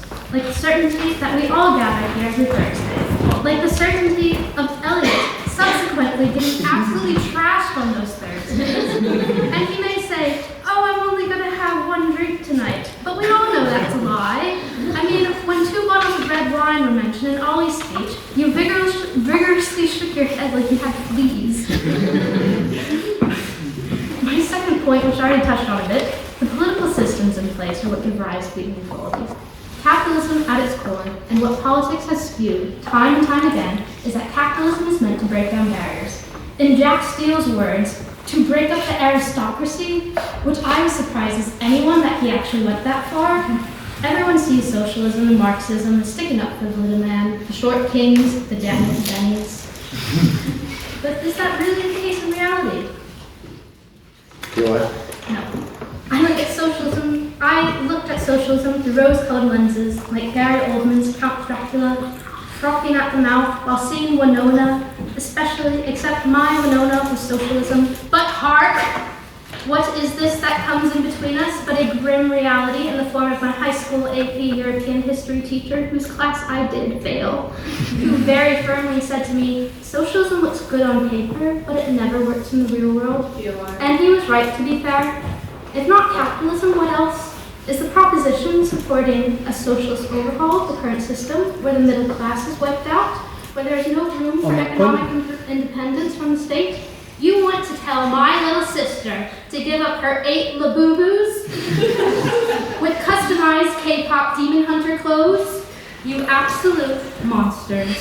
She's already got enough going on with a terrible father. You think I turned out this way by having a good father? Don't take the Labubus away from her, it's all she has.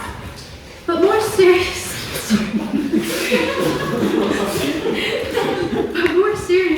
what about the freedoms that are stripped away under the system? At least in capitalist societies that are actively supported by the political system, we have certain political freedoms that systemically aren't afforded in countries with other economic systems, and those where the political system actively bars those freedoms. And while those other countries have GDP growth of up to 25%, those countries are ones that have ongoing genocides, are ruled by military juntas, and authoritarian regimes. Again, the capitalist system works if only the political system that it is a part of supports it. This is why capitalism has not failed the West. It's not capitalism's fault. Don't blame the system, blame the people responsible for that system, who are not doing their jobs. Blame the politicians. Exactly what the first crop speaker spoke of for most of his speech. He spent well on 4 minutes talking about the politics, the politicians, not capitalism, not the system. And really remember he was telling you that capitalism has failed the West. A man who has an ascot membership.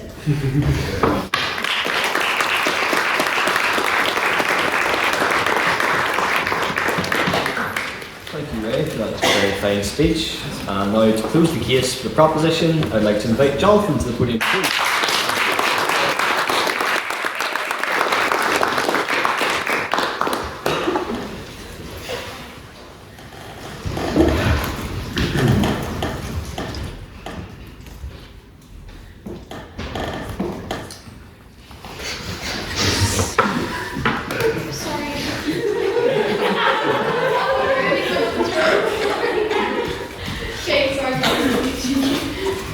I think it's sad we had to resort to baseless ad hominem attacks. I would expect better of the literafic than to attack people based on the content of their character and not the content of their argument.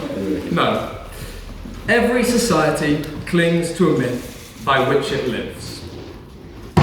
Rome was founded What's going to happen? Rome was founded by Romulus and Remus.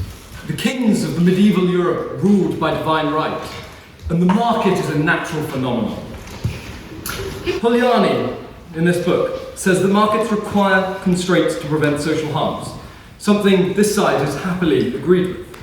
Capitalism fails by destroying those very constraints. We've had this idea that we've had this idea from Nat that markets do not remove rules on their own.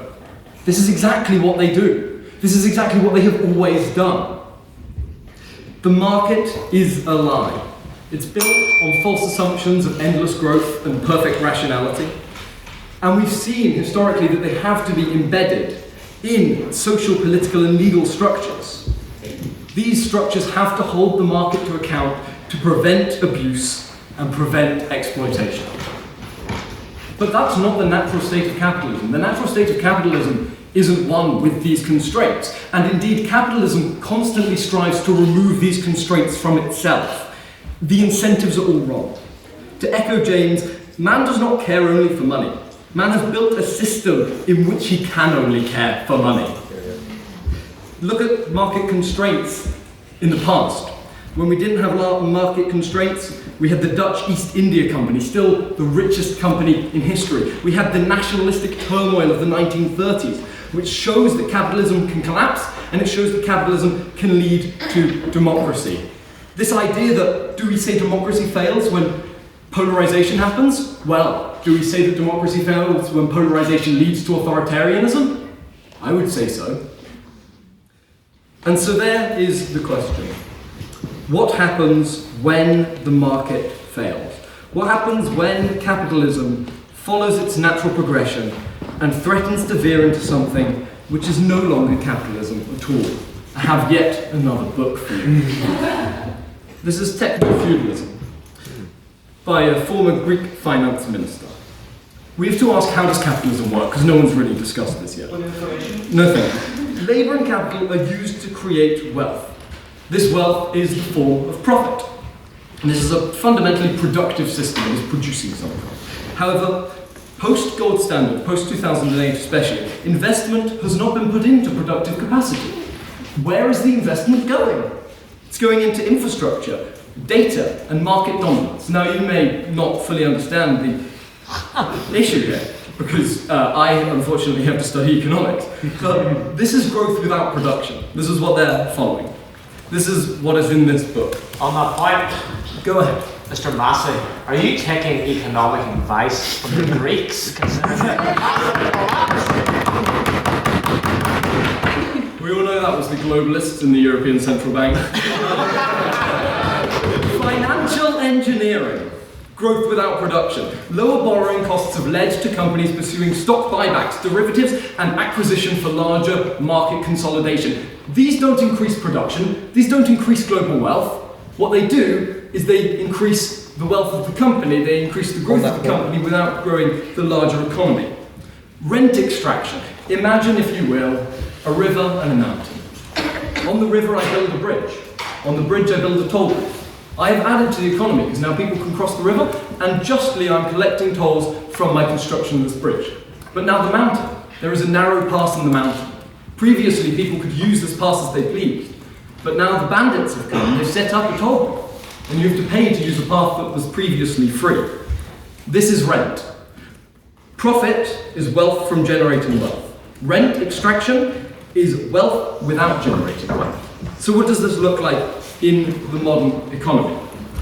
Well, it looks like you will own nothing and be happy. Do you own films anymore, or do you rent them? Do you own software anymore, or do you rent it? Do you own movies anymore, or do you rent it? Do you even really own your HP printer, or do you have to pay them far too much for ink cartridges because they are looking for a constant return on their capital by trapping you in a system where you have to pay? It's the monetization of data. They're not exploiting labor anymore. They're exploiting their behavior via data. This is completely different to manufacturing or retailing products. Previously, we had feudal lords. They granted access to their land to the serfs, and the serfs then gave a portion of their production up to the feudal lord. Now the tech billionaires own platforms that people have to use, and they collect fees. They don't compete, they don't sell products or services, they just own the platform, and they have built a system through regulatory capture, through the construction of regulations, where you can choose nothing but to use their system. If everybody in your office is using Microsoft Teams, you have no choice but to be on Microsoft Teams. You have no choice to give Microsoft your data. And it is the same across the tech industry. From 1948 to 1979, productivity outgrew labour by 26%. That's worrying. From 1970 to now, productivity outgrew labour by 170%. Where's all this money going? You work 3 jobs. Uniquely American, isn't it? That is fantastic, said George W. Bush. Maybe this is what Rea should be worrying about in terms of her middle class. It's gone. It's being destroyed by the capitalist system that she defends. To quote Jessica Jay, the British philosopher, it's not about the money, money, money. They no longer need your money, money, money. They are taking control politically. They own the channels of communication, they own social media, they own the news. And so they can turn the world into something which grants them more power. This is the end stage of capitalism. This is why we can't say, capitalism is fine, we just need more regulation. Capitalism destroys regulation. Look at Cambridge Analytica. They rigged an election in Trinidad and Tobago years ago. We know about this. I have one final book for you. This is E.M. Forrester's The Machine Stops from 1909. In it, a machine is built which gives people what they need. But over time, they forget that they made the machine. They forget to upkeep the machine. They forget to continue to put the maintenance needed on the machine. And so, ultimately, the machine stops.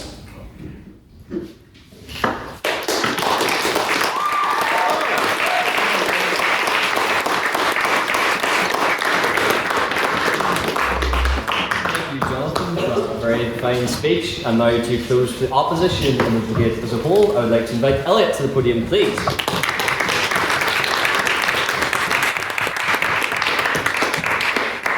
Since the Vice President is on my side, I'm actually allowed to swear as much as I want. Ladies and gentlemen, on my way to the debate, I was clubbed to death by no less than the proposition. Luckily, in that dark alley, the evil spirit of Ronald Reagan. When Adam Smith, the father of economics, wrote The Wealth of Nations, I'm not sure he expected what occurs in markets today. Right now, there are Princeton maths geniuses chained to desks in the bowels of Citadel, trying to calculate how likely it is that Mark Zuckerberg divorces his wife. Offices are populated by hundreds of thousands of fleshy machines that turn cocaine and champagne into PowerPoint presentations. Ladies and gentlemen, before this debate, I uploaded my entire paycheck to Polymarket and bet it all on the return of Jesus Christ in 2020. It is happening, ladies and gentlemen. But despite this, the West has kept capitalism. If it has failed, as the proposition argues, why have we stuck by it? The answer is economics, but you, I think, don't want economics. I'm also really creatively bankrupt after the boyfriend debate, and a firm believer in the best tricks are so nice they work twice. So, ladies and gentlemen, we are going back to the purest, freest market there is, the Belfast clubbing scene. First, markets set the price of goods efficiently. Through supply and demand, the actual value of a good is found by the price people are willing to buy it. Imagine, for instance, Kremlin. Beginning of the night, me and Hugh enter the club. We might have a pretty good time, but we're common goods. We're iron or copper, right? No one's much interested, but then suddenly the music stops. Jonathan Massey enters. The crowd goes wild. Everybody wants a piece. He's like gold or silver or oil. The ladies are invading Venezuela just to get in this way, the market price of me, Hugh, and Massey is effectively set. The internal economy of the club operates better because the price of all goods is calculated. Next virtue of capitalism.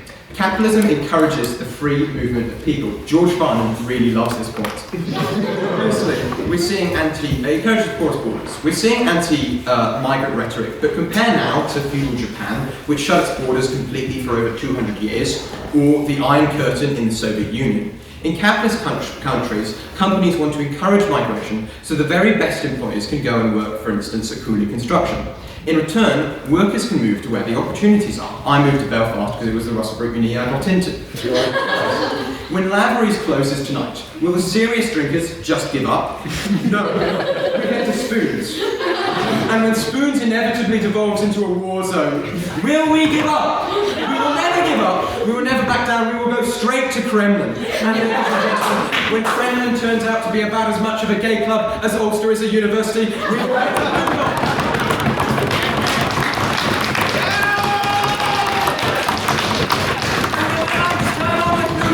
we will not go home. We will pass out in the street just like our forefathers intended. Third, capitalism encourages the freedom of choice. The buyer can choose for themselves from a selection of goods and services, the supplies and products that fit their needs. In other systems, the state would assign what you profit woodworkers. However, under capitalism, you can pick whatever you want. You guys know I only drink in strict moderation, so it's probably waters for me, but Ray, you can start quaffing the scotch. Beth can deplete the nation's supply of harp, and Hugh, you can have your favourite cocktail. Everyone else, you can have whatever you want and come and pass out on the street with me. That freedom of selection means that not only do you get what you want, but the goods that are produced tend to be the ones that benefit the most people. The opposition has tried to argue against these inarguable virtues, but their points have fallen short of the mark. Hugh Child, you went through a list of your woes with the world, but never did you prove that those traits are endemic to capitalism. Famine happens under other systems, corruption happens under other systems, and like an autocrat you refuse to answer POIs, although so you are. And you can take when we keep the heating on when they're flat. James Tourish, you speak about how capitalism and consumer culture controls us, but let me ask you, were we less controlled under feudalism? Were communist regimes free from coercion and control? Ultimately, the soft control of capitalism is far preferable to the hard control of ulterior systems. Sure. We never specifically advocated for feudalism or indeed socialism. Indeed, a better system would be better regulation and a system that regulates and distributes wealth better. For instance, does not do that. What about the For instance, what we have in, say, Switzerland, which is, quoted by Ray, a capitalist country. Maeve surname. You spent a majority of the speech speaking about rising prices, but rising prices are generally caused by food shocks and inflation, both of which are factors outside of capitalism. And capitalism has a much more reliable track record of feeding its citizens than alternate countries. Jonathan Massey, as far as I'm concerned, once Yanis came out, your argument died. Look guys, would you like to live in a world where your club prospects are decided not by the content of your character and how far you can throw it back, but by a cold and distant governing body? Would you like a world where we're playing 12 pubs but with countries get locked in the gulag? Would you like to live in a world where everyone drinks Carling and anyone who complains is boiled alive? Yes. You're not going to engage with my argument properly. You're just going to dismiss one of the authors. Yeah, I think so. If you would not like to live in those worlds, if you would instead like to live in this world, a free world, then you believe that capitalism has not failed the West and vote for the opposition. Thank you.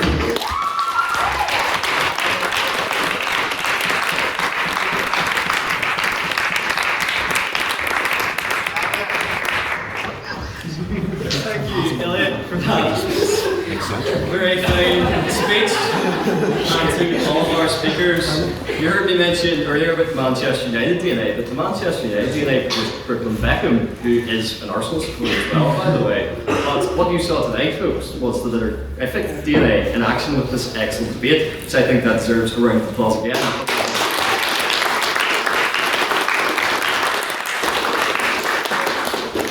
They're not out of the woods, or rather off to the woodworkers yet, as we open the floor to questions from the House. So this is your chance as members of the House to ask the proposition and opposition some questions to expand upon their argument and really cover something you thought was not touched upon during the debate. So, do I have any questions for the proposition? Chloe. So I heard a lot about how specifically renewable energy is enough to meet the West's needs now, but how do you explain the Germans' failed energy wind project that basically made them reliant on Russian oil to the point where they're actually sending Russia money in order to receive oil during a war between Russia and Ukraine? Thank you. Quite simply because the German Green Party shut down every single nuclear reactor in the country, and therefore they moved back to coal. Renewable would be enough if we actually invested in it because it is cheaper. it's not enough because there isn't enough investment in it because of capitalism. So. But what about the... Go back to number 3. Someone on the opposition care to respond? I mean, because of capitalism is very vague, but the reason we tend to see renewable systems underinvested is because of lobbying and government. In terms of the actual cost effective of renewable systems, they're often much better, much more reliable than oil and gas. And I think this is an area where, for instance, countries like the US tend to have vested interest in influencing government, but they don't influence markets into overinvestment in oil and gas. Thank you to the two Johnnies for answering those questions. Do we have any other questions for the proposition? I'll go, George. I wonder how they'd respond to the fact that communism is basically just cringe. And also as well, I don't know if anyone's seen these edits you get on Instagram, like NATO edits, like Cold War edits. I wonder how they'd respond to NATO being based. I'll perhaps take a more serious question for the proposition. Thank you, though. I'll go Ash. Okay. I would like the proposition to clarify its position because I feel Jonathan Massey completely meant Hugh because he says that capitalism removes the ability for itself to self-regulate, whereas Hugh argues that it just needs better regulation. So could you guys clarify your stance on that? Because it's a complete contradiction. I would argue that we actually did agree. I argue that capitalism does require the regulation and that fundamentally it is being eroded by the systems of capital that we have set up. And now we are fundamentally losing control of the machine that Massey built up. Thank you. Would someone from the opposition care to respond to that point? I'll take it. Yeah. I agree that there were some fundamental contradictions in your points. For instance, James continued to say, you know, we don't need this horrible capitalism, we just need regulated capitalism or a regulated system outside of socialism, feudalism, communism. There's not really another option. Whereas, you know, you're arguing for regulated capitalism, which exists in the West already in the likes of the Nordic countries. Thank you. Would someone like to ask a question to the opposition now? Do you have any questions for the opposition? Go Jack. So the opposition mentioned stability that capitalism supposedly brings in their speeches. But compared to other systems that we have seen, is capitalism not an inherently destabilizing system? In that at certain intervals it will produce tremendous swings both up and down. Compared to communism, quote-unquote communism as practiced in the Soviet Union, at least it was relatively stable. It was terrible, but it was relatively consistent terrible. On the opposition? Challenge that. I mean, America is still around, the Soviet Union isn't. But on the issue of the volatility of markets specifically, I mean, you do get market failures, but recently the errors we've seen in the markets are realistic reflections of material conditions. When Russia invaded Ukraine and we saw instability in food prices, that makes sense. The supply of food became unstable. That's a system reacting inherently to external conditions, and I think that that is an indicator of a better functioning system than one where it had stayed, the price of the food had stayed stable. Thank you, Elliot. Would someone from the proposition care to respond? I think, frankly, the claim that capitalism brings more stability than other systems is true when it's properly regulated, which was our whole push. Our whole push is that regulated capitalism is not what we have in the West. The collapse of regulation because of capitalism is what is occurring, which is why you have things like Tesla, which is not the largest car manufacturer by output, being the largest car manufacturer by value. That's a complete mismatch in the market, and it sort of goes against what's being claimed by the other bench. Thank you, Jonathan. I'll take one more question for the opposition. Luke, there. Well, this is going to get philosophical. So it has been mentioned that the West hasn't been failed by capitalism, but it's been argued by the first opposition speaker that the values of Judeo-Christian Christianity has actually been the central founding point upon which the West was founded. The Judeo-Christian value of agapic love, of making the world a better place, of giving to your fellow man without expecting back, turning the other cheek, these are all contrary to the self-serving desire machine which capitalism propagates. I wonder, has the morality of the West not been impacted by a rise of capitalism, and has that not been a failing of capitalism? Someone from the opposition? You sure it was? No, go for it. Are you sure? Okay. I think that there's an idea that capitalism encourages individualism, and that can be true in isolation. But the most effective and valuable structure in capitalism are not individuals going alone. They're companies, which is people cooperating, maybe in a competitive environment, yes, but fundamentally, the companies that exist today, Apple, Nvidia, couldn't exist without people coming together, coming up with a plan and filling a niche in the market that is required by the citizens of their respective countries. Thank you, Elliot. Would someone from the proposition care to reply? I think Luke raises a very good point, and it ties into a larger point that this debate has largely focused on economics. Failure, as I said in my speech, expands beyond that realm. Can we really call capitalism a successful system when we find it harder to get on the housing market? When we see rates of suicide, for example, in the United Kingdom, the highest they've been in over 30 years. When we see rates of loneliness higher than they've been ever. We've certainly looked at the economics, but it doesn't really matter how much money you have in your pocket if you have no purpose in your life. And I think that's a fundamental fact that the opposition has failed to address in this debate. Thank you, James. And finally, we'll take questions which are abstaining questions. So for those of you who don't know, these are questions put evenly to the proposition and the opposition. Now, I'm never one to advocate for violence. However, I do have quite a heavy gavel in my hand, so if you ask a question that is more biased to one side or the other, you will very swiftly find out. I'll take Mr. Spratt. For both sides, it's been mentioned about the moral implications of the alleged failure of capitalism, but we've only addressed it in economics. How are we meant to fix this alleged moral failure purely through economics? What moral implications or moral points would you be wanting to address to fix this? I'll allow the proposition to go first. I suppose I'll take that one. I personally have a problem with capitalism because it puts profit at the centre of the system. When in reality what we should be looking to do is safeguard the common good and to protect human dignity. The fact is, consumers are treated as numbers, as statistics in capitalism. And sure, we can talk about the countless people who have been pulled out of poverty, but the opposition have not talked about the countless people all across the world who have faced exploitation because of capitalism and the markets. The fact is, they have totally disregarded the moral realm of this debate and instead focused on economics. And I think that is indeed a failure of capitalism inherently, because capitalism turns everything into a rat race, which is about economics, when we should have a bit of a broader mind. Thank you, James. Someone from the opposition care to respond?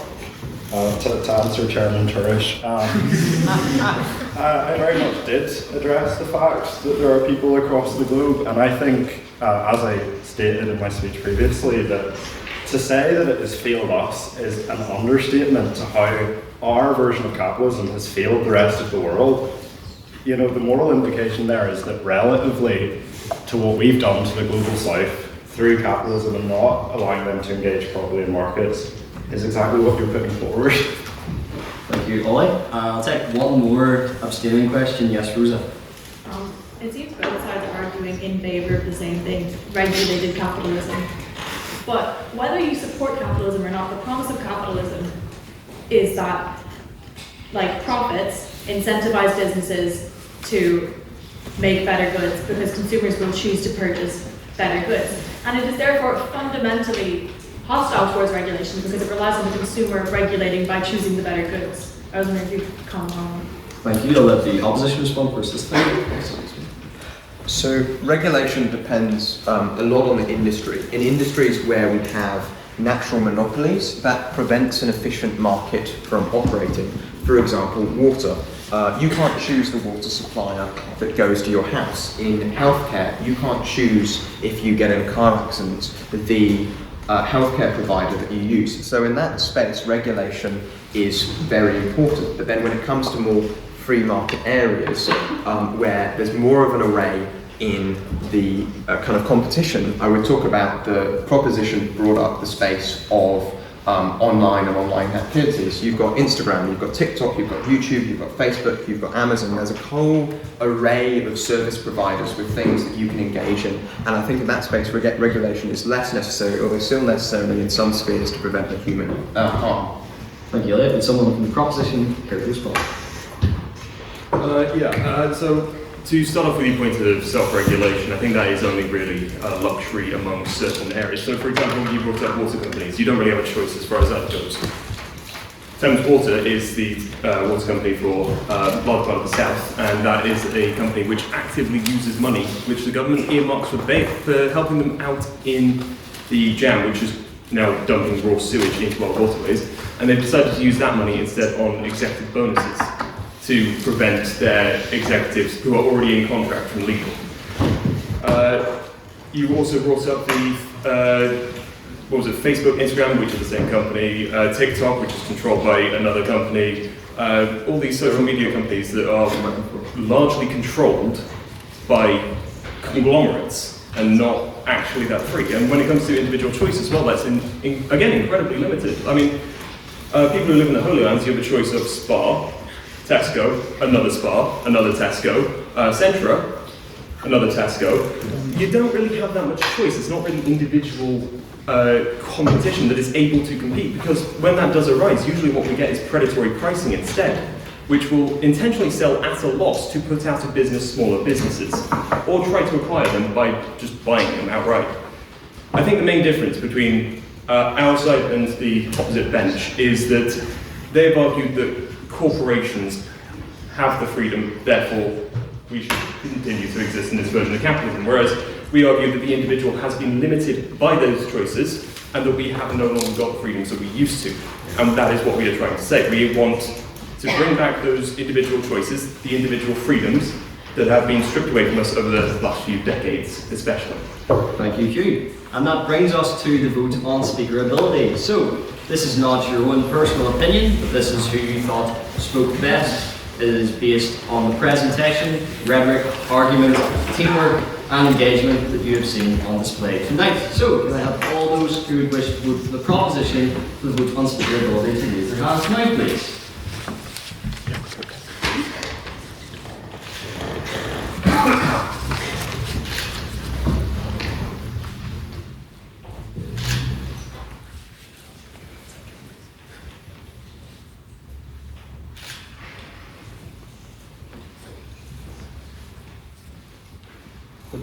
Yes, and can I have all those who would like to vote for the opposition to the vote on speakerability to raise your hands now, please?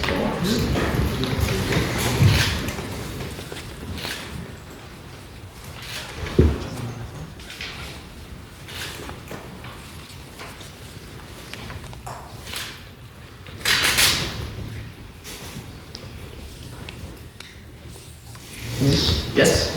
And finally, can I have all those who would like to abstain from the vote on speakerability to raise their hands now, please?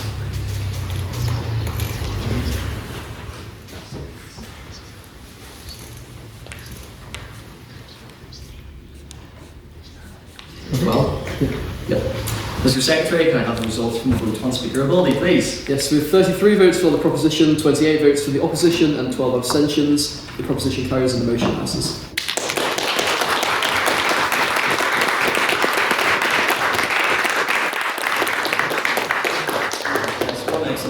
Has been, and we've had our questions, but you might still have some other important questions that haven't been answered. You might be saying, President Dickie, where can I possibly find these amazing term cards with all the events, searches and debates that we have coming up? Or, President Dickie, where can I look as stylish as you with this very special Literfic pin badge? Or, President Dickie, where can I acquire my membership card and employee to get your signature, but also to become a member of the society? Well, my friends, I have great news. You're in luck, because at the very end of that table we have all of those things. But, aha, you may say, President Dickie, where can I find out about the training workshops that happen in the PFC every week from 5 PM? Or, where can I find out about the exciting collaborations that we have coming up with the PPE Society and Lawyers Without Borders? Or, you may ask, where can I find out about the upcoming drunk debates and the big Literfic quiz? Or most importantly, you may ask, where can I see that photo of you dressed as Collier Winkleman? Well, my friends,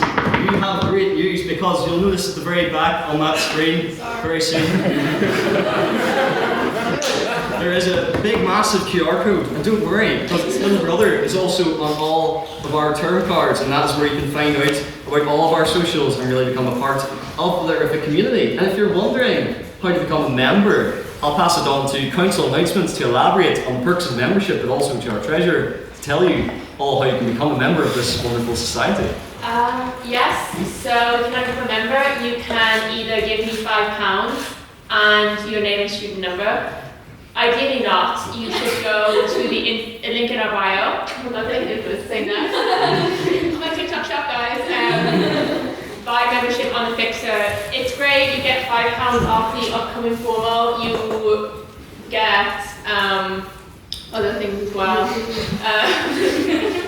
I would say get more, but I guess we really don't. But it's definitely worth it. It's £5. You will be missing it. That's a pint of Lavery's, so I mean, make a decision. But yeah, and also if you want to buy a pen bag, you also have to give me the money as well. And yeah, so that's great, guys. Do it, please. Thank you. Pay your membership.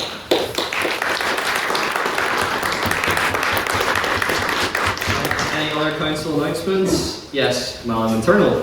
Hi. So first, I'll get Henry's over and done with because he's not here. As Daniel said, there's a competitive debating workshop on Monday at 5. If you debate here and you're thinking, oh god, this is class, I'm really good at it, I love argument. If you want to get better, competitive debate training is the way to get better at it. It's something here at the Litterific we're still actually trying to find our feet on, at really having a presence down in Dublin and showing them that they're all WANKERS. Don't want to play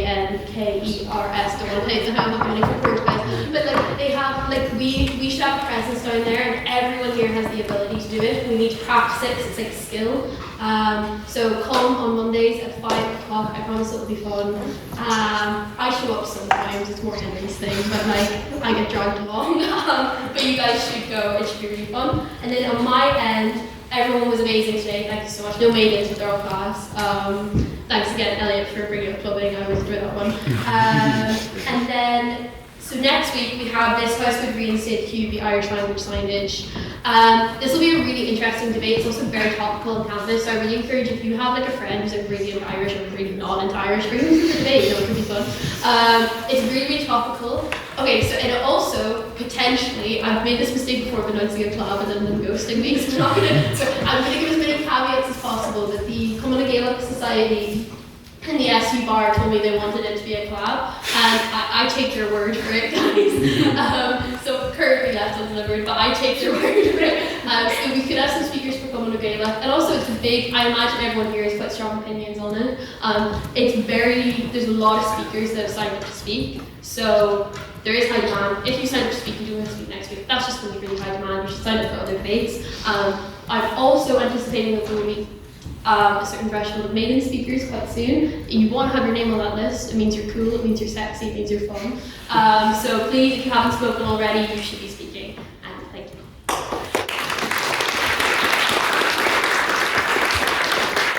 That reminds me that a few congratulations are in order. Firstly, congratulations to Cormac, who spoke incredibly well in his second time.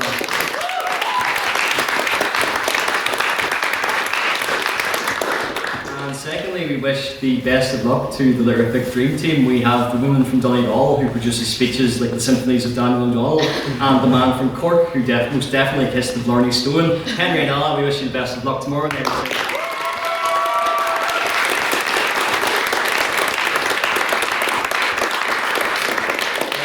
other council announcements? Yes, Mr. Schools.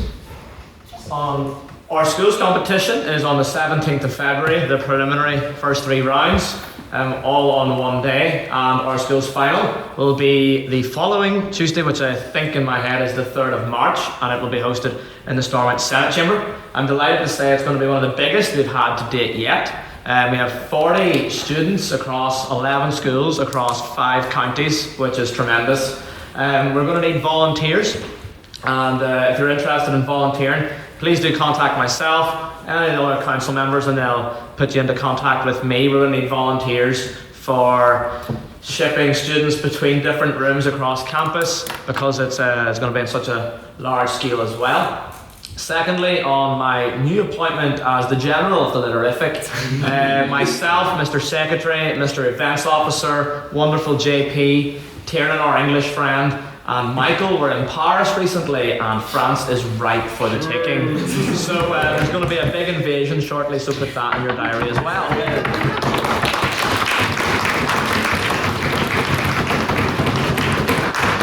Thank you, Mr. Schools, and Vive la Revolution. Other council. Yes, Mr. Events. Yes. So on February 9th, we have Declan Lawn. He is the co-writer and producer of the TV show Blue Lights, which you may have seen. Then we have on the 24th of February, Daniel Mulhall, former ambassador to the United States, UK and Germany. We also have Peter Taylor, a former BBC veteran journalist.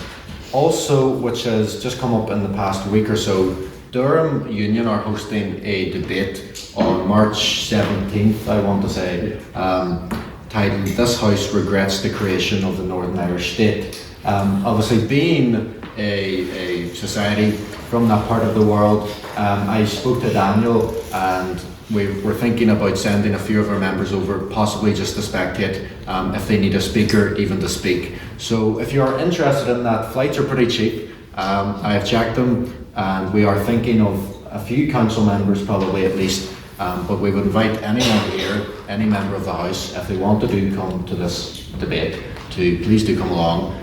The best way is probably just to scan the QR code and let it be known in the chamber, or to come to me or Daniel afterwards. So it should be good. Thank you. Yes, thank you, Mr. Make sure to join us for those exciting events and of course in Durham as well. Mr. Secretary of the Trust. Yes, thank you. It's slightly unorthodox for me to speak at this section, but I just wanted to say, some of you may notice each week that there's a microphone in the middle of the table. You may be aware that the debates are recorded and released on Spotify and iTunes and YouTube Music in podcast form. And the recording of last week's debate marked the 300th release on that podcast feed, which is quite a milestone. So if you're not aware of it, you can find it through the QR code, spread the good word, make other people listen to it, and if you're really, really bored, listen to all of them, and I will buy you one single pint.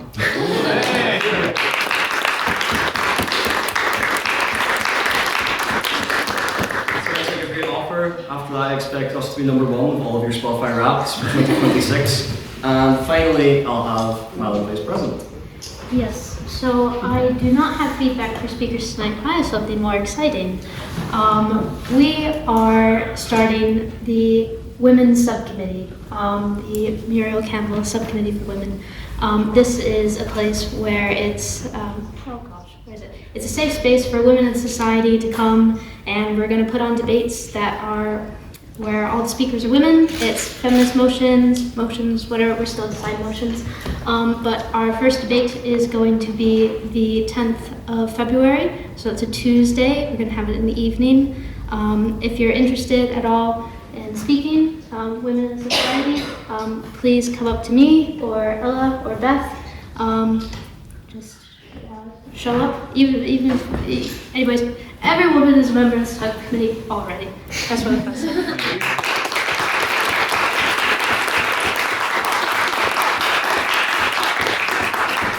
Our social officer and philosopher of wines is not here tonight, but if he were here, he'd want me to tell you that we are very much a social society. We do not just come to the debates and then all go home our separate ways. So, you members of the House are all very welcome to join myself, Council and other members to Lavery's, where we'll be spending our social tonight. And with that, can I have all the speakers to the front, Council stay behind to tidy up, and I'll see you the rest of you at Lavery's. Meeting adjourned.